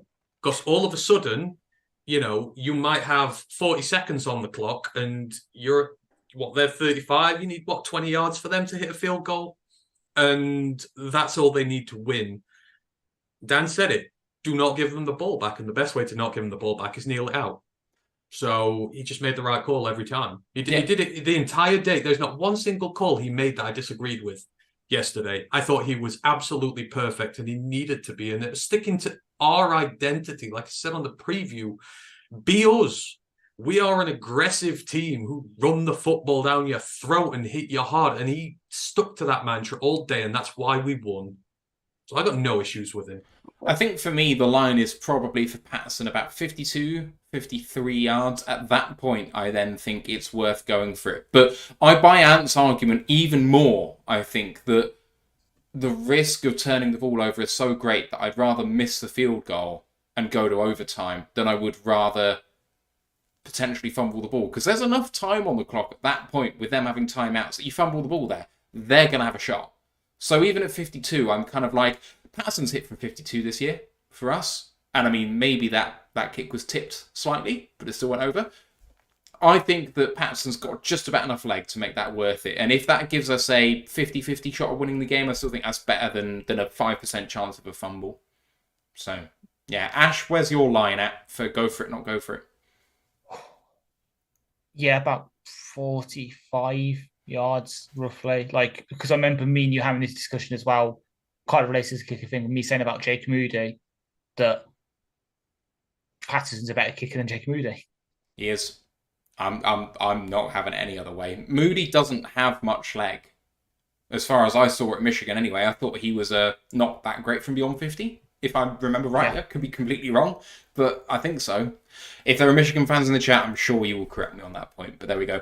All right, let's move on to the next point, which is Lions firing on offense on all cylinders. And we've talked about that, but I'm going to take it position by position because I think it's worth highlighting every single facet of this. Quarterback, to start with. Jared Goff. Is this his best performance of the season so far? Because we've had a couple of really good ones, but this felt different to me. What do you think, guys? I think you can box it. I think most of our guys had career days. Like, Goff, I think, had a great day, one of the best he's had as a Lion. I think Monty had his career day with us. Gibbs had his career day with us. Amon-Ra probably one of his best performances for us in the grand scheme of things, given how clutch it was. Laporta, most clutch game he's had for us. I think everybody performed to the highest physical level they could. I think Penne absolutely bodying Bosa the entire game to the point that he got nothing.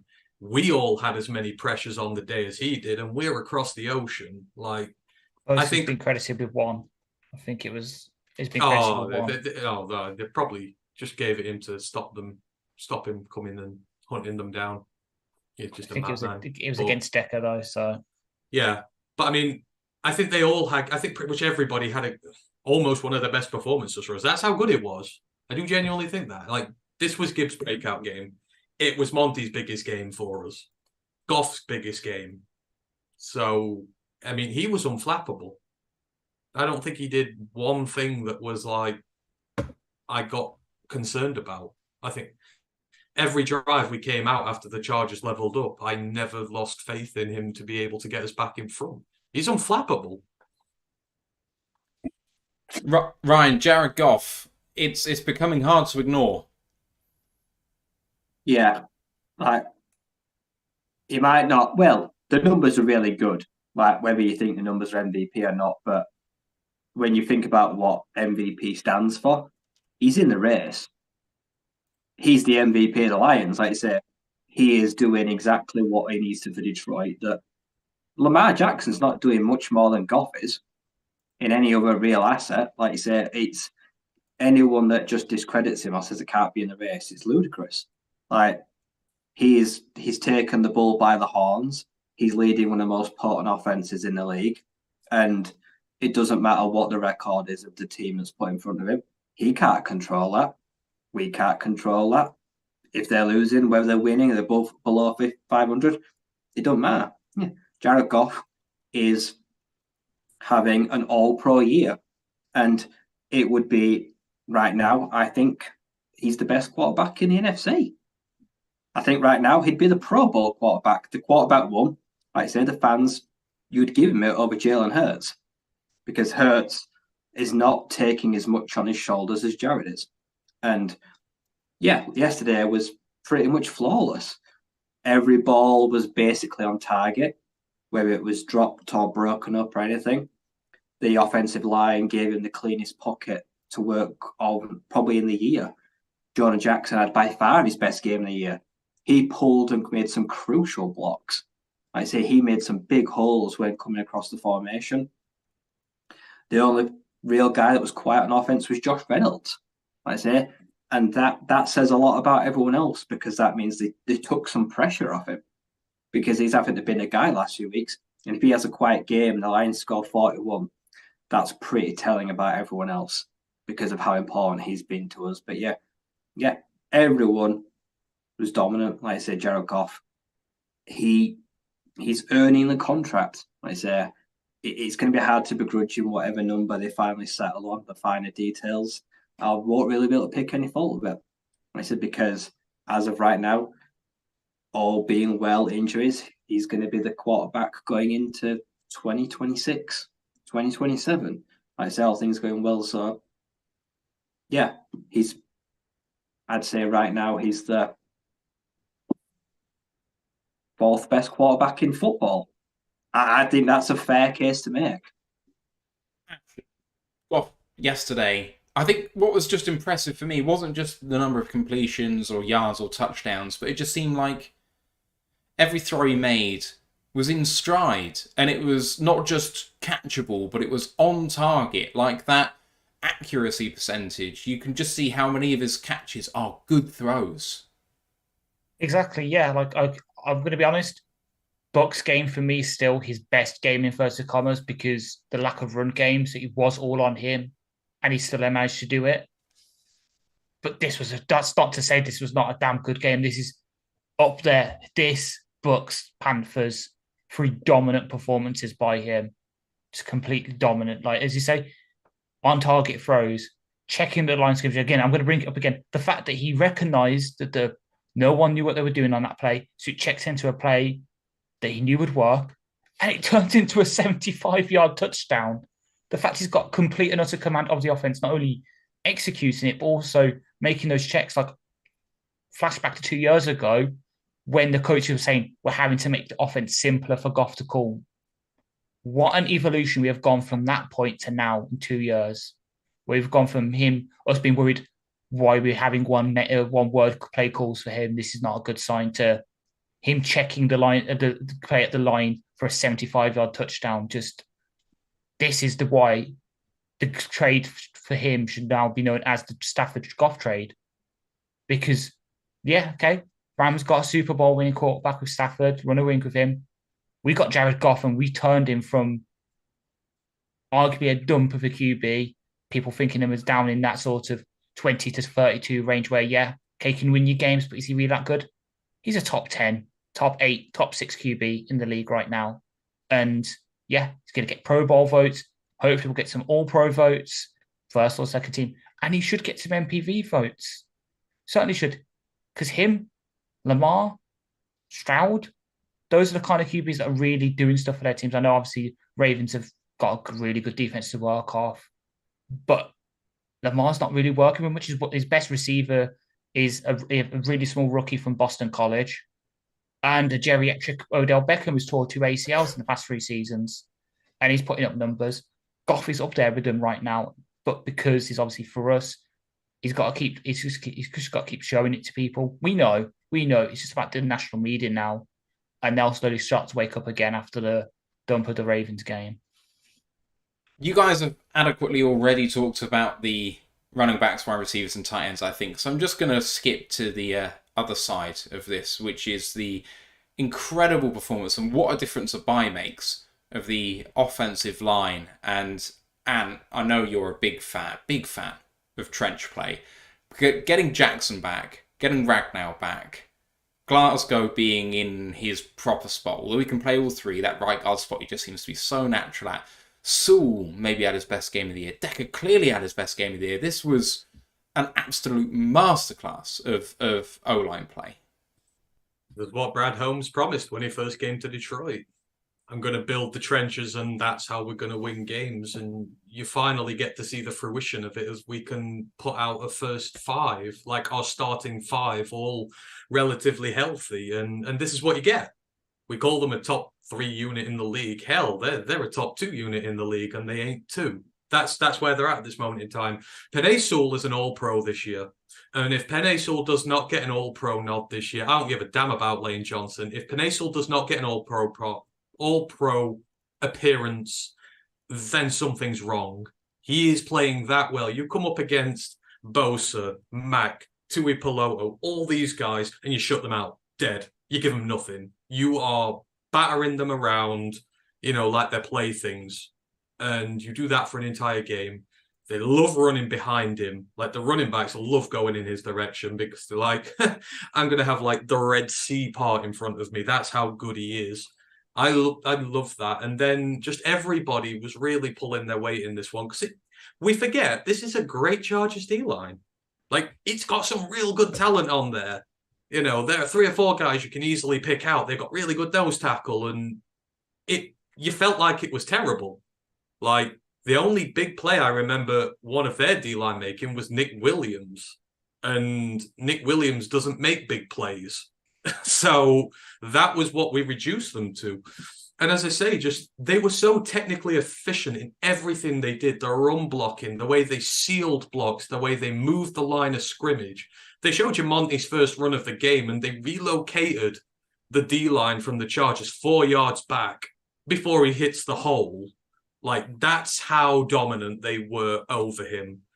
And for anyone saying that they want to go and see Jonah test the market, you're not going to get that if you let him test the market. Don't spend all this time building an offensive line and then let it leave. You saw how big he is to this team. Like the 4th and 6 doesn't happen without his ability to motion across and technically block and just absolutely take a guy out of the equation. You have got a good starting 5. You keep them together. Like pure domination is everything here. And it's just because they're fast, they are technically sound, and they will just smack you in the face. They didn't do anything wrong in this game. Goff had so much time to work and do his damage. The running backs, Monty didn't have this much room in 5 years with Chicago. Like, we gave him more room in one game than he'll have ever had there in his life. And you just see the effect it's having on him. So when he's getting into the open field, he's got energy. He's not beat down. He's not bruised. He's got all this, he's got all this in there to go and make big extra yardage. They were great. And I can't fault any one of them. And yeah, this is what happens when you get your starting five together. You dominate. And they are the best offensive line in the league, bar none. Ryan, it felt like a massive shift from the promise that they've shown and the dominance they've shown on like half the line to having it all together. Yeah, they've settled on an offensive line, and when Dan said last week in inverted commas, Glasgow's won the job, I believed him, and he's right. Even if Vitaly is fully healthy right now, Graham Glasgow is the starting right guard. It's his best position, and he's come in, and he's not just been comfortable. He's not just been a plug-and-play average backup. He has risen to the level of everyone around him, and they have helped him do that. The familiarity he feels, and right now it's like just one big wall. Like I said, there is no weak link in this offensive line, and that's what makes it, yes, the 1A, 1B line in the league, and everything the Lions want to do predicates behind offensive line, and that's why you do everything in your power to keep it together. And that's why you sit down, you speak to John's agent, and you get a deal done early before deals start happening and the market trends. So I think this should be starting those conversations right now. If the Chargers had this offensive line, we'd be talking about a different result today. I said Justin Herbert, this is the line he could only dream of having, and 30 other teams in the league could only dream of having. And previous GMs and that, this is obviously previous regimes aren't highly thought of, but this is the gift that was bestowed upon us from other people. 3 parts of the line, they got us. So for that, I'm forever thankful. Actually, it's something to kind of comprehend, really, isn't it? That this is a legacy of a previous regime, and yet they've identified the good parts of it. They flushed out the weak, but they did keep the strong and identify, who those players were, and really have enhanced it to the point where it can hang with anyone right now. And Goff is absolutely thriving. The running game is thriving because of exactly what they built up there. Exactly. It's mad to even think that the fourth part of that line was ran out the door by the previous regime. For admittedly, yeah, got a big Donny Mutton contract, right? Got himself some money, but then he's come back. I've seen Eric tweet today, quote tweet one of the various clips that's doing the rounds right now of our offensive line just bullying the Chargers defensive line, saying, Graham Glasgow, I just wanted to play with my friends. This is why. Communication on the offensive side, chemistry is okay. That's why obviously Vitaly stick around, because he's such a good mentor for Saul. But Saul's evolving past that now. And it was so funny to me in a way to watch Saul, as we say, stand up, Mac, Bosa, TT. But Rashawn Slater, the one that everyone said was the better of the tackles after their first couple of seasons, didn't play so well. Hutch mostly was lined up against Pipkins, but Slater got works as well at some points. I think Julian got beaten with him a couple of times. That says a lot. Like, this offensive line is just, as we say, yeah, the Eagles probably will still be seen as the best one because they've been a bit more healthy throughout the year. But we're damn close behind right now. And as Roy says, there's no weak link. Like, okay, PFF graded Jonah poorly. Don't know what they're seeing. It's one of those where they're just, PFF must have been watching a completely different game to us, because it's like 47 grade for Jonah.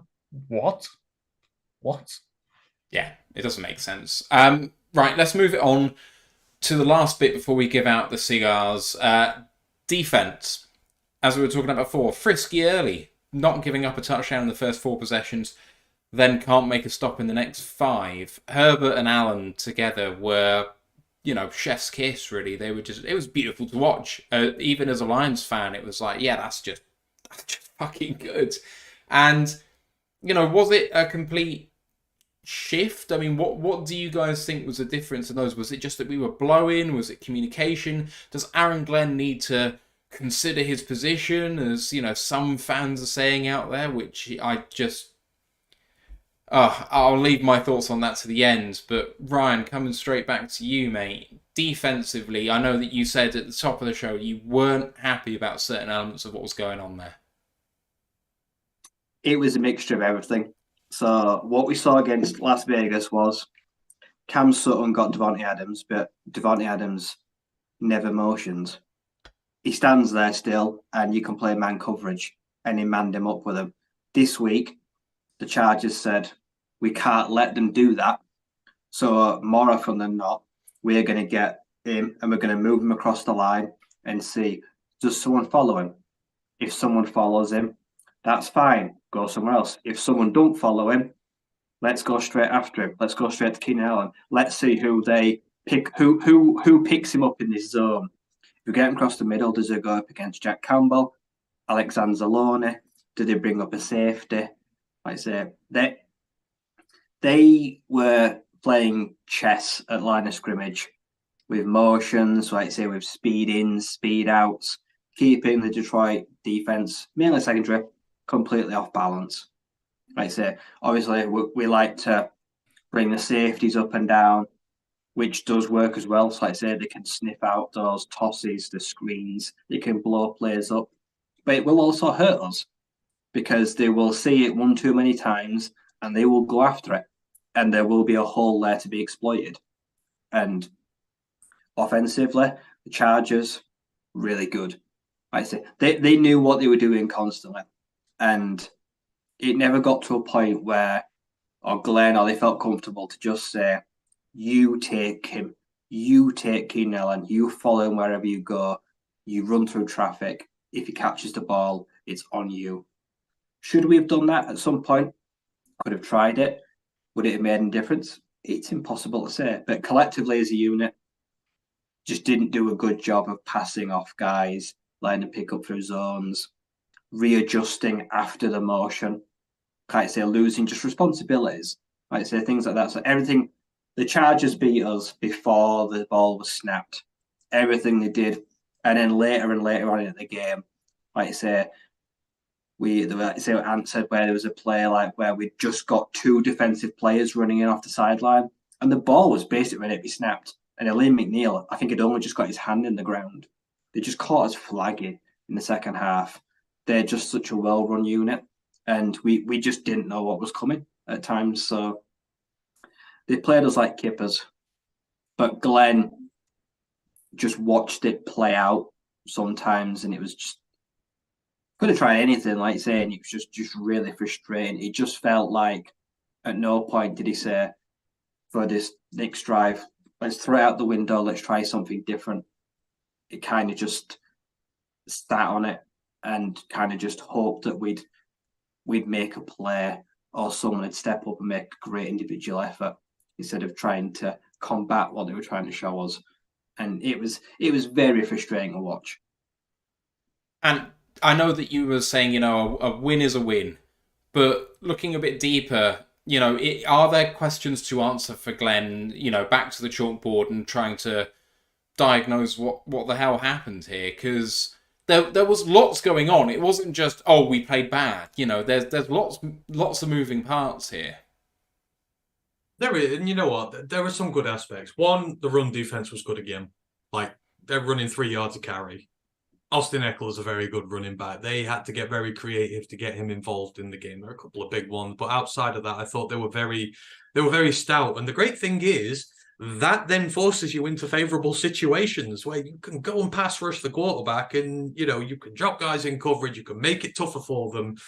The issue I have here is like Dan said, Ben was 2 steps ahead of the Chargers every step of the way with his offensive game plan. The problem was, so were they on us.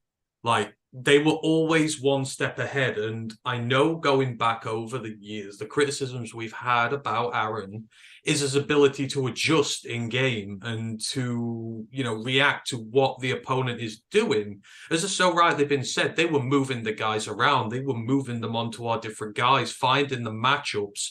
And the worrying thing is that we can't seem to react to it.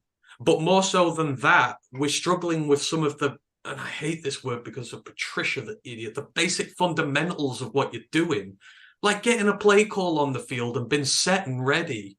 I've mentioned it twice, but it just annoys me. It's unforgivable that you come from a timeout and you are caught so unawares, especially for a touchdown, because if we end up not getting that fourth down and they come back and kick a field goal and win the game, we lose because of that call and how poorly executed it was by the defense. These are fine margins in this league, and those are the problems that concern me. I mean, a lot of teams are going to give up 30 plus to the Chargers. It's just how good they are, but the way you do that was concerning. So, yeah, he needs to go back to the drawing board, and he needs to find ways to be able to adapt to growing situations in game. I just think that's the problem. It's the in-game changes are not there. Ben Johnson has shown that he can do it. Aaron now needs to show that he can do it because we just don't look ready and we don't look prepared. And the better teams are going to dice us up. And if the offense doesn't come to play, then we're going to struggle when we face the better teams like the Cowboys. They're not going to let us off if we're doing stuff like that. And we've got to go there and, I trust us to go there. But there's just little things that are bothering me with him that he's not getting better at. Having said that, like I said, I'm still very happy with the way they're defending the run. And there are portions in the game where the defense looks good. Like the goal line stand was really good. The first few drives were really good. And that's what annoys me because I know they can be good. And we've seen they can be good.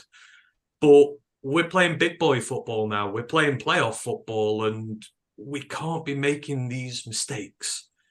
I'm still with him. I said at the start of the season, he's got the season. Like, when he's done at the end of the year, let's see where he's at. Let's see what the numbers are doing. Let's see what the situation's like, and let's see the overall performance. But this has got to stop. The unpreparedness has got to stop. The issues have got to stop. Ash, what do you make of this all? So I know, obviously, I've put it in the Discord that Dan has attributed the second half defense to a lack of communication. But I think it's also just down to game plan. I'm just going to read a quick tweet from Next Gen Stats. Keenan Allen caught 7 of his 8 targets against zone coverage for 118 yards and 2 touchdowns en route to a team-leading 11 receptions for 175 yards in Week 10. Justin Herbert has generated a plus 39.3 EPA targeting Allen against Stone this season, the most of any quarterback wide receiver duo in the NFL. So if Next Gen Stats knew that, that's data that's available to the team. So as much as I have loved our move towards zone this season, giving our defensive backs a bit more time to react and that, I was calling for the game more. We need man coverage because we said we were just motioning Allen across. Like there was one point where I saw it I think it was in the fourth quarter on that massive drive the Chargers had, where they ground out about 8 minutes on the clock, where they motioned Allen and I could see something going with him. And literally applauded, like finally we're doing match coverage. Because we was just playing too much soft zone. They were finding Allen was able to just run his routes perfectly to find the holes in those zones, and he was getting open. There was no adjustments from there, and that's the one thing I know. We said Glenn hasn't been doing it, but there has been times this season where Glenn has done really well at adjusting to what the offense is showing him and putting the best personnel and packages out there to beat it. Bucks game, Panthers game, Raiders game for the most part after that iffy time during the second quarter where they just kept running Jacobs down the middle. He has shown that he's able to adjust, but for some reason this week, it just wasn't there. And perhaps it might be that we found it is really his ultimate kryptonite is a mobile QB who can pass the ball. Because we've seen it a bit too often now over these past few years. Herbert, Geno Smith, Mahomes to an extent, Josh Allen, so on and so forth. A QB who can pass, do all the throws, but still, when it comes to pressure, he's able to evade it and maybe scramble for a bit. We just don't know what to do against them because it's just too much for us to handle. Which is a Russian QB who can't pass, like the QB we're facing next week, we can handle that. When it's a pocket passing statue who doesn't have that much mobility but can do all the throws, like Baker Mayfield, we can handle that. But the second you introduce the two together, our defense just goes to shit. And that's something that we should have found out by now. We should have had some strategies to beat that. Because when you come to the playoffs, Jalen Hurts will be introduced. We're playing Dak later this season. He's mobile. We need to work it out because it might be one and done in the playoffs if we can't work it out. I think it's a really interesting conundrum because the thing is, in the second half of this game, when they went 5 straight on touchdown drives, it's not like we didn't put ourselves in good situations. It wasn't like they were converting every first down they had for another first down. Like we had, what was it? We had a 3rd and 5. We had the Jerry DPI. We had 2 Sutton DPIs. Quite a lot of these calls were bogus in the first place. We had 8 and goal, plays where they did terrifically well. We had the 0 blitz, which, I love the call, didn't work, but I think it's the right decision. And, sometimes they're just not executing properly. When it comes to Aaron Glenn, I'd like to see a bit more adjustment, as Ash rightly points out that, they didn't go to a lot of man really when maybe they could have worked out that might have been a beneficial thing to do earlier. But on an individual basis, they made some really good plays. And what the problem was is they couldn't string a sequence of 4 together in the entire second half. But it's not to detract from the fact that they still put the Chargers in tough situations which they came through. And at the end of the day, when you're facing someone of the quarterback quality that they have in Justin Herbert, all you need is one quarterback and one receiver on the same page, and we've done it with Goff and Amon-Ra St. Brown to basically everyone in the last 18 months. Perfect coverage sometimes doesn't stop that connection. And yeah, I want to see some more adjustments. It's not to disclaim Aaron Glenn of all blame here. I think Aaron Glenn called a reasonable game. The start of the game was terrific, and there were some really good plays in the second half, and just couldn't string 4 together. And that sucks. But if you keep putting teams in those situations, they're going to come good. There's 2 really big problems for me. One is you can't convert pressure into sacks. It's been a consistent issue for us. And people go, sacks aren't the biggest indicator of success, pressures are. And it's like, yeah, on individual basis, if you're looking at how good a player has been, pressure is more important than sacks. When it comes to affecting a game in wins, you need sacks to stop progressing the ball. And we are getting the pressures. Herbert was under a huge amount of pressure in this game. I mean, I think there's only 14 or so pressures by us. But, he was under pressure and he was escaping quite a lot and getting out of structure. But there were arm tackles, they were getting in his face, and he was delivering. Herbert was terrific in this game. He was a fantastic quarterback. So there's that. And there is tempo. And I think that the Chargers have identified something in the Lions that other teams are going to come and exploit. And I will be very surprised if for the rest of the season, we do not see a huge amount of tempo against this defense. We can't substitute, get them gassed. Because I think we're really going to struggle with this. I've not seen a team go like this at us in some time. And we struggle to handle it. And I think that's the reason why we couldn't string the 4 plays together in a row. So they need to sort that out. Do you know what the playoffs doesn't care for, though? 3 good plays in 4. Yeah, it doesn't care. It doesn't. You need 4 in 4. You need consistency. And I find it very hard to believe that Aaron Glenn is completely devoid of blame here when, one, we're talking about the pass rush, has been forever trying to get to the point where we're converting, not making pressures. I know Luke's in the chat, and I know Luke is more fed up than anybody of pressures. They mean nothing. They didn't in this. They had chances to sack Herbert. They let him go. It's a consistent problem with this team. That falls on the DC. You've got a problem with tempo. That falls on the DC. He's the one who's meant to prepare them. He's the one calling the plays. He's the one where the organization, it comes from him. And because they're substituting late, because they're not ready, that's on him, not the players. So these are issues with the defensive coordinator. And again, good plays doesn't matter in the playoffs if you can't be consistent. And that comes down to the coordinator. So He's got a lot to prove. It doesn't matter whether he's getting them in situations where it's bad, it's bad for the offense. If they keep getting out of it, who cares? No one remembers. There's a lot he's got to work on. Let's move on to the final bit here. Apart from discussing the remainder of Sunday's games, we've got a handout for this one, the Cigars and Subpars. So who do you want to give a shout out to on the Lions team, fellas? Ryan, let's start with you.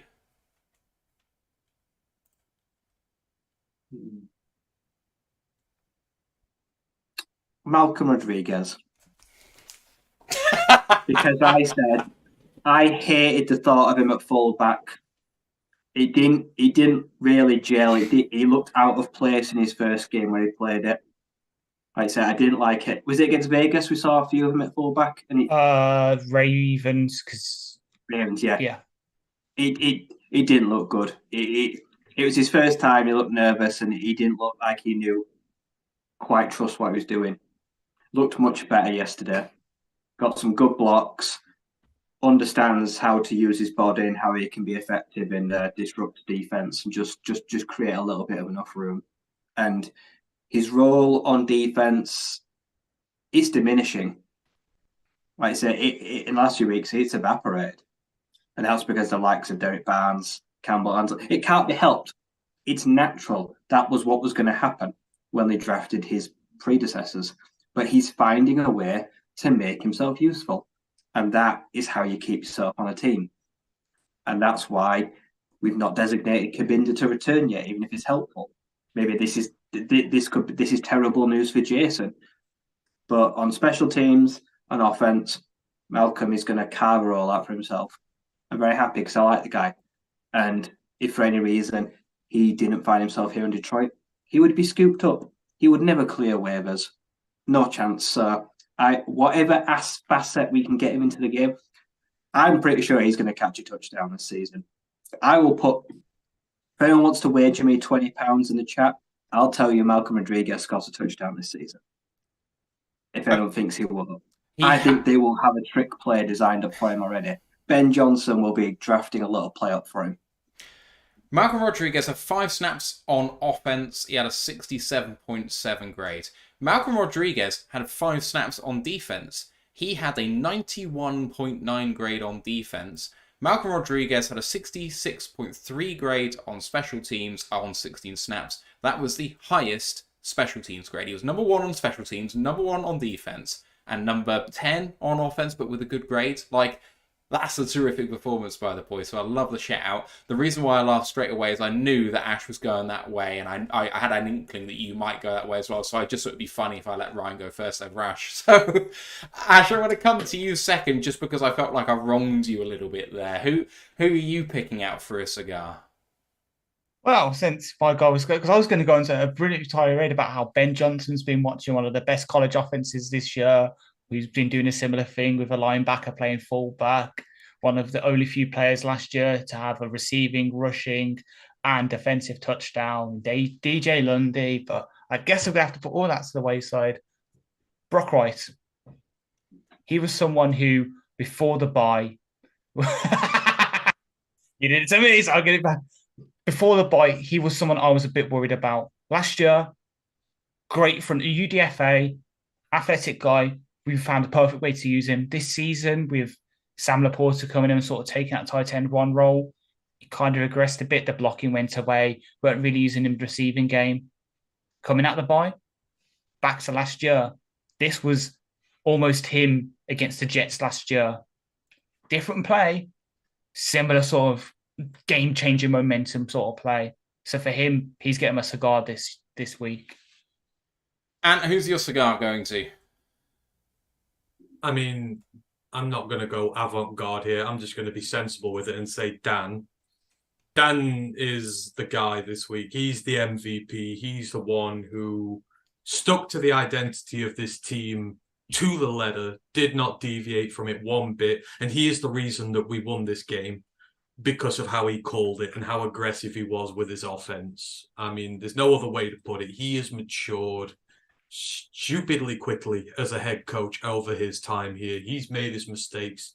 He has owned them. He has worked on them. He has rectified them. And he called his best game for us yet. And he won us this game. So he very clearly gets the cigar for me. And it's time to bring up this quote from Bridget Condon, who is an NFL Network on-air host and reporter, who had this tweet about specifically what Ant is talking about. Khalil Mack talked to her and said he was not trying to throw anyone under the bus with this comment. He said, quote, "We weren't solid." Bridget asked, "Why do you think that?" And he said, "We prepared for certain things and they did the opposite. Understanding the different backs is kind of a flip-floppy game between the two." It was a masterpiece in coaching on the offensive side of the ball, Dan and Ben in particular, because in the chess match, they won. And Khalil Mack, as an elite defender who's had a terrific season, acknowledged it publicly. You can't do any better than that. I'm just going to go Jared Goff. It seems easy, but for me, it's not just how good he was. It's just the accuracy and also a maturation of him. It feels like it's coming to a head now. Like, it's happening regularly that this game's happening. This ain't a flash in the pan. Goff is being elite on a regular basis, but it's not just throwing the ball into the left hand of a guy crossing from left to right so he doesn't have to break strides. It's not just the rhythm stuff. It's understanding the game situation and putting the team on your back when you need to. Like, if he adjusts a bit too late and doesn't make some changes at the line or what have you, and doesn't read the flow of the game as well, and doesn't operate the offense as well as he does when it's being called by Ben on the sideline, maybe we take a field goal earlier on in the game instead of a touchdown. Like, start the second half where things start to turn against us. Jared Goff understands perfectly what's happening in the game situation from the sideline, and he adjusts his throwing to suit and his ability to go for it in those situations. The calls are ballsy, but he understands implicitly what's being asked of him, and he's taking it upon himself to win games for us when he has to. I think it was 177 yards at the half and only 200 yards on the ground at the end of the game, or something like that. We had 23 rushing yards in the second half. Because Goff looks at the game and thought, "I got you, boys." And he absolutely deserves props for the way he carried himself in this game. I'm going to do a quick rare one here as well, and I'm going to throw a shout out to the other team, and I'm going to throw a shout out to Justin Herbert.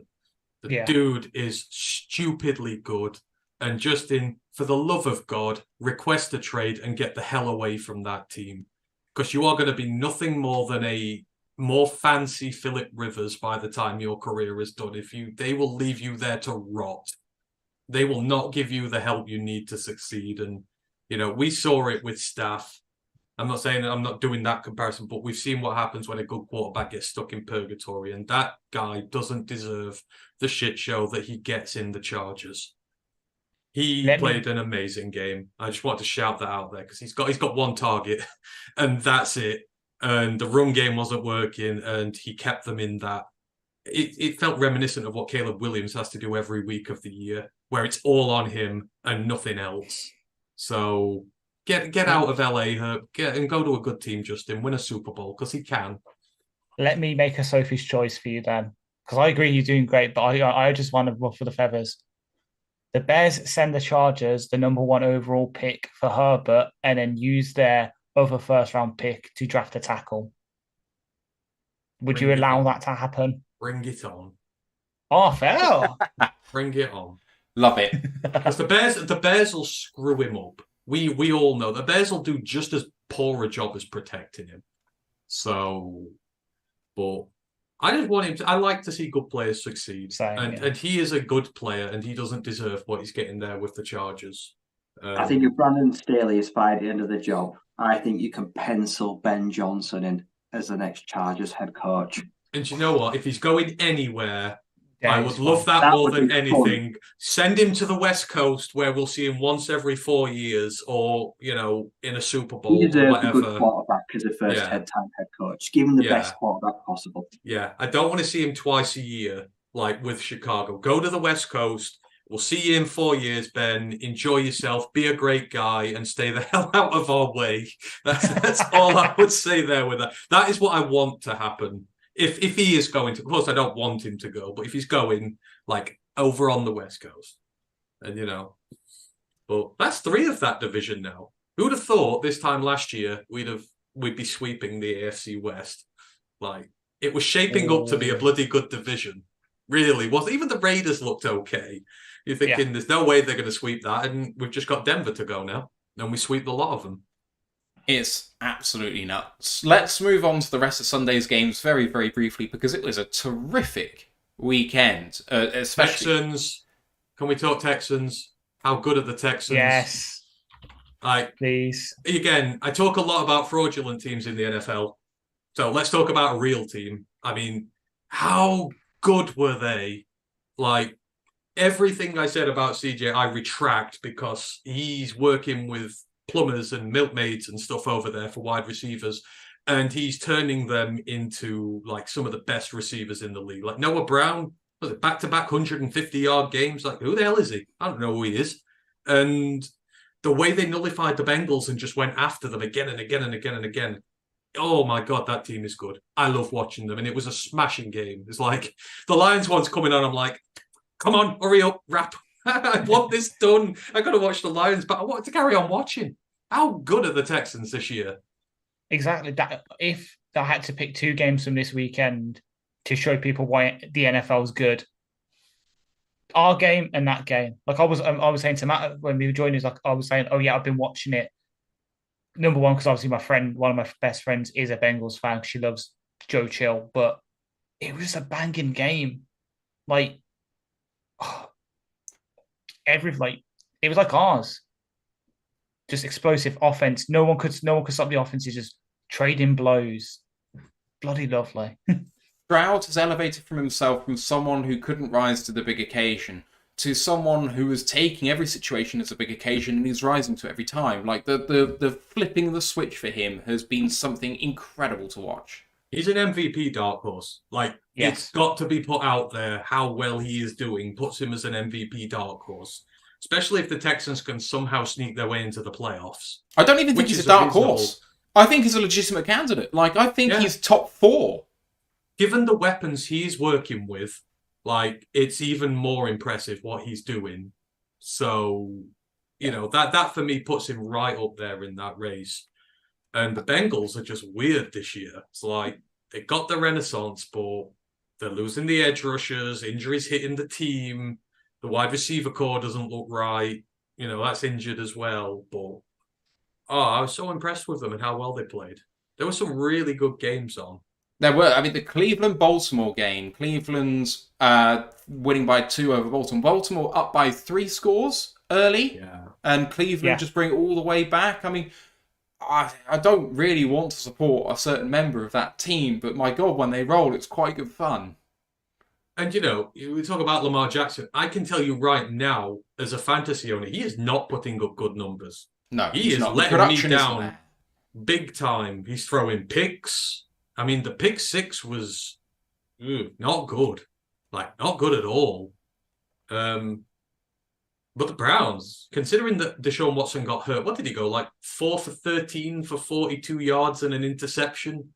And then they bring in PJ Walker and they somehow still beat the Ravens. It's like, that defense is legitimate. You have to be to come back from a situation like that to win. Deshaun Watson, 20 of 34 for 213, a touchdown and interception. PJ Walker had one throw. So it was all Deshaun in that game. But, yeah. How good do the Colts look? Yeah. I think the Colts are going to win the AFC South. That is my hot take. I think Gardner Minshew is taking them to the playoffs. He has looked great. I mean, And there were more Jonathan Taylor and Zach Moss are looking like the best, might be the second best running back duo behind Gibbs and Monty right now. They're absolutely killing it. And that defense is stacked.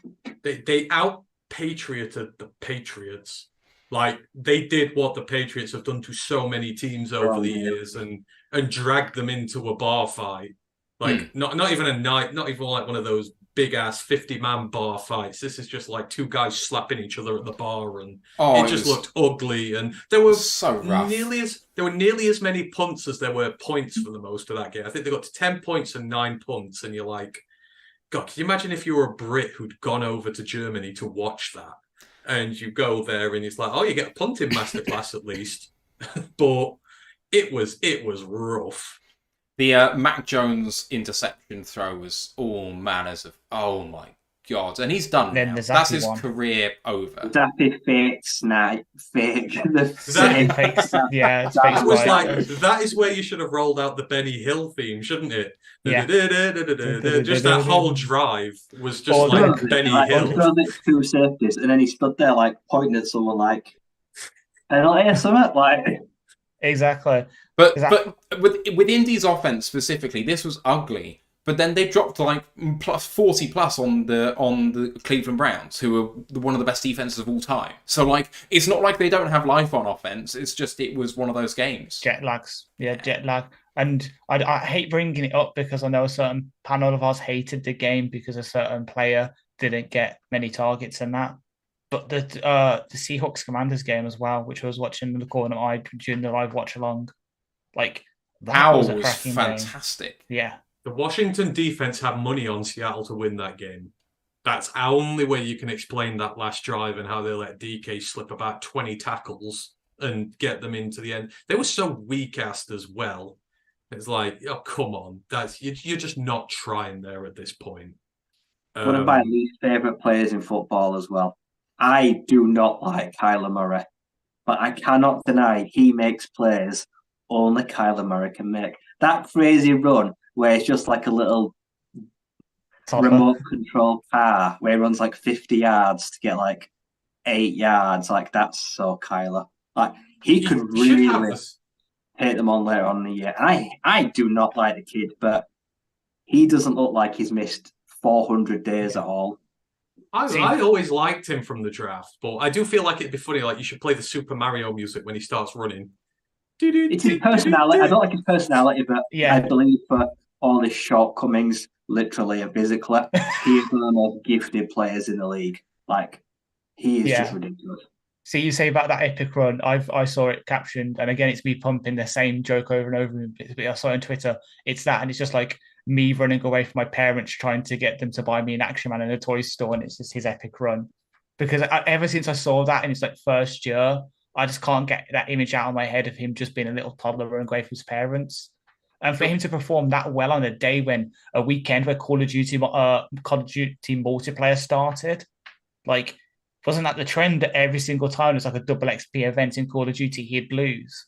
He's booked that trend. He must have banked up enough double XP tokens on his days off recovering from the ACL to tide him over for a couple of weeks so he can actually play well, get the Cardinals out of position of being able to draft Williams or a May, and then he can go back to being bad again and can maybe draft him a good receiver or another offensive lineman to help him.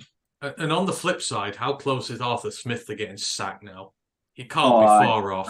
It's fine. He's going to get his war orders. He needs to go back and start flying the biplanes again. Yeah, but he's lost his mustache. He can't even do that now. Like, he's done. He's toast. I know why Matt has been very quiet though, because I know we discussed at the end of the preview pod, but we talked about a game about potential playoff hopefuls, one from the AFC and one from the NFC, and Jacksonville. 49ers. I believe your term was Jacksonville were going to win that. Oh, I thought they were. I bet on it. And yeah, I mean, Jesus, how bad did as a Travis again? Had Travis Etienne in fantasy? What did he do? Nothing, because they didn't. Yeah. Oh. I didn't read the game properly in terms of not really realising that this was the game the 49ers D-line was going to come to play against the Jacksonville O-line, which at its core is just not that good. And Trevor, when he's put under pressure, is just not quite there yet. He doesn't have the poise to do it in those situations. It was a rough game. I'm going to pivot very quickly away from this game to talk about one last one. Pittsburgh, Green Bay in the biggest shit off of them all. But Pittsburgh got the win, ground it out. And I don't even think that the Packers looked awful, but Pittsburgh proving that, even though that defense was ranked 4th in the division before that, but they're clearly about 2nd or 3rd, really, because the Bengals are not all that. Pittsburgh defense was incredible. Are all the AFC North still in the playoffs then? We'll check for us. Give me a second. No, they're not. The Bengals are out at the moment. Bengals and the Bills yeah. are both out because the Browns get AFC in. North, not the Bills. No, but I was just saying that Right. both the Bengals and the Bills are outside at the moment because the current 7 seed is who is it? It is the Houston. Texans. The Texans Houston, are in, and those two are out at the moment. How fucking cool would that be? And to make it even cooler, what is next week's match? One of next week's matchups. Well, I was going to say it's the battle of the 1-win teams, isn't it? 1-loss teams, but that's not. It's right. It's Tuesday night, Thursday night football. Ravens Bengals. That's got to be a banger. Isn't it? No, it's the week 10. It's Bengals Texans. No, Ravens and Bengals are Thursday night football this week. Mm-hmm. I don't know what NFL's telling me then, because they're saying next up for the Texans is the Bengals. Oh, it's Texans on a bye week. No, it's Bengals Ravens on Thursday night football this week. 100%. It's finally a good one. This is broken. I'm going to turn away from. Yeah, they're saying this is the Chargers. What the fuck? Yeah, I don't know what happened there. NFL haven't updated, bastards. How worried are we about the Vikings, by the way? Not very. Still not. I said it yesterday. Dobbs is playing like the high end of what Justin Fields has played like in his career, and we've managed that before. The worry for me is Hunter just turning on against us. That's the big worry for me. And I've set up my own thing there because that is both of you saying the Saints are complete frauds. So there we go. I've never really disagreed with that. No, Matt did. No, I didn't. I've always said that at the start of the season. No, I didn't. I said that the bloody Panthers were going to win the division. I could not have been more wrong on that, but... So did I said that. Because I say, well, Carr's in concussion protocol. Michael Thomas and Marshall Lattimore have got not season-ending injuries, but ones that will be week to week.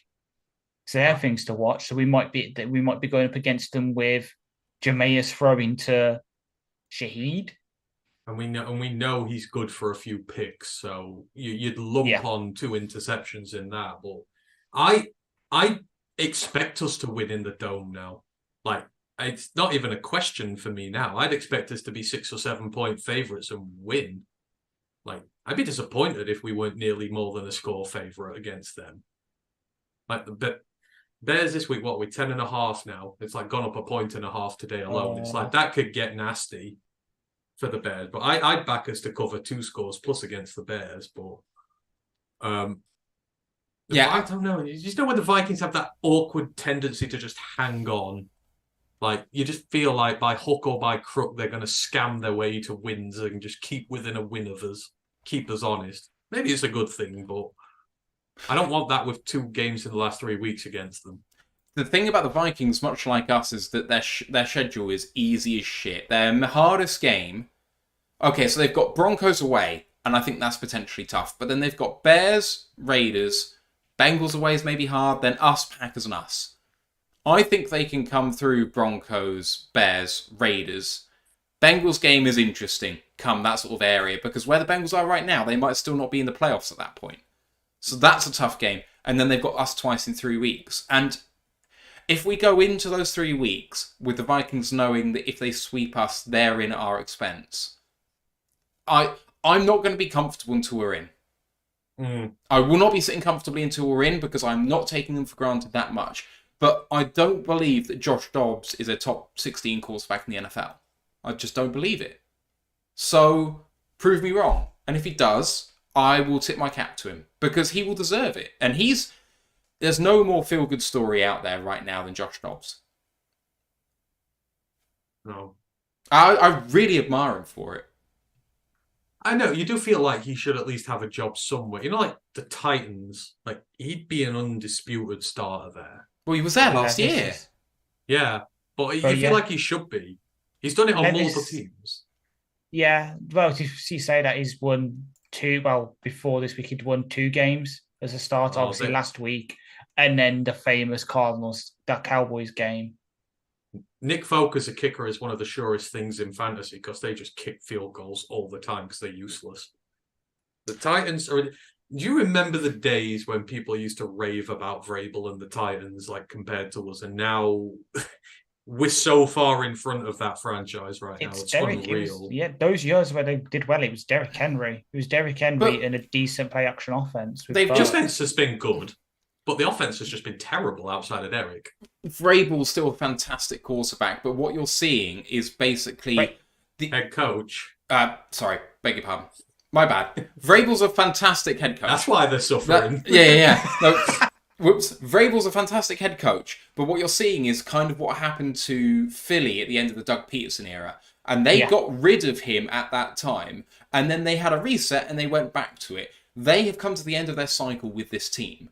And if their general manager or their owner sees fit to get rid of them, it's a massive mistake. Because teams go through cycles, and I don't think you should blame head coaches for coming to the end of a cycle and then rebooting. I think you should have a look at that team and go, with what they have, are they doing a bad job? I think there's a much bigger argument for getting rid of the GM than there is getting rid of the head coach there. I still believe in him 100% because I feel like he gets the best out of the team that's there. It's just that the O-line has finally gone to shit and Henry slowed down a bit. And that's the end of their team. Because Tannehill relied on that. And Tannehill was a fantasy darling for years because Henry made him so efficient.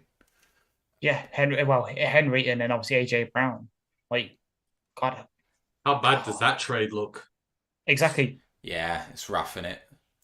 Especially since Burke's been injured and he was supposed to just be the new AJ Brown. It hasn't really happened, unfortunately. No, but I mean, like...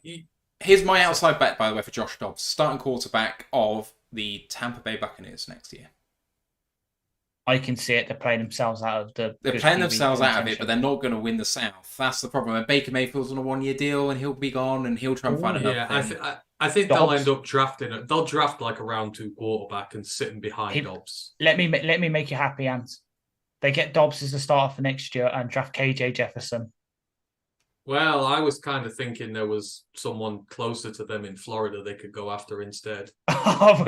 we're both it's the stand-up. I mean, he knows the area. I can fortunately see it.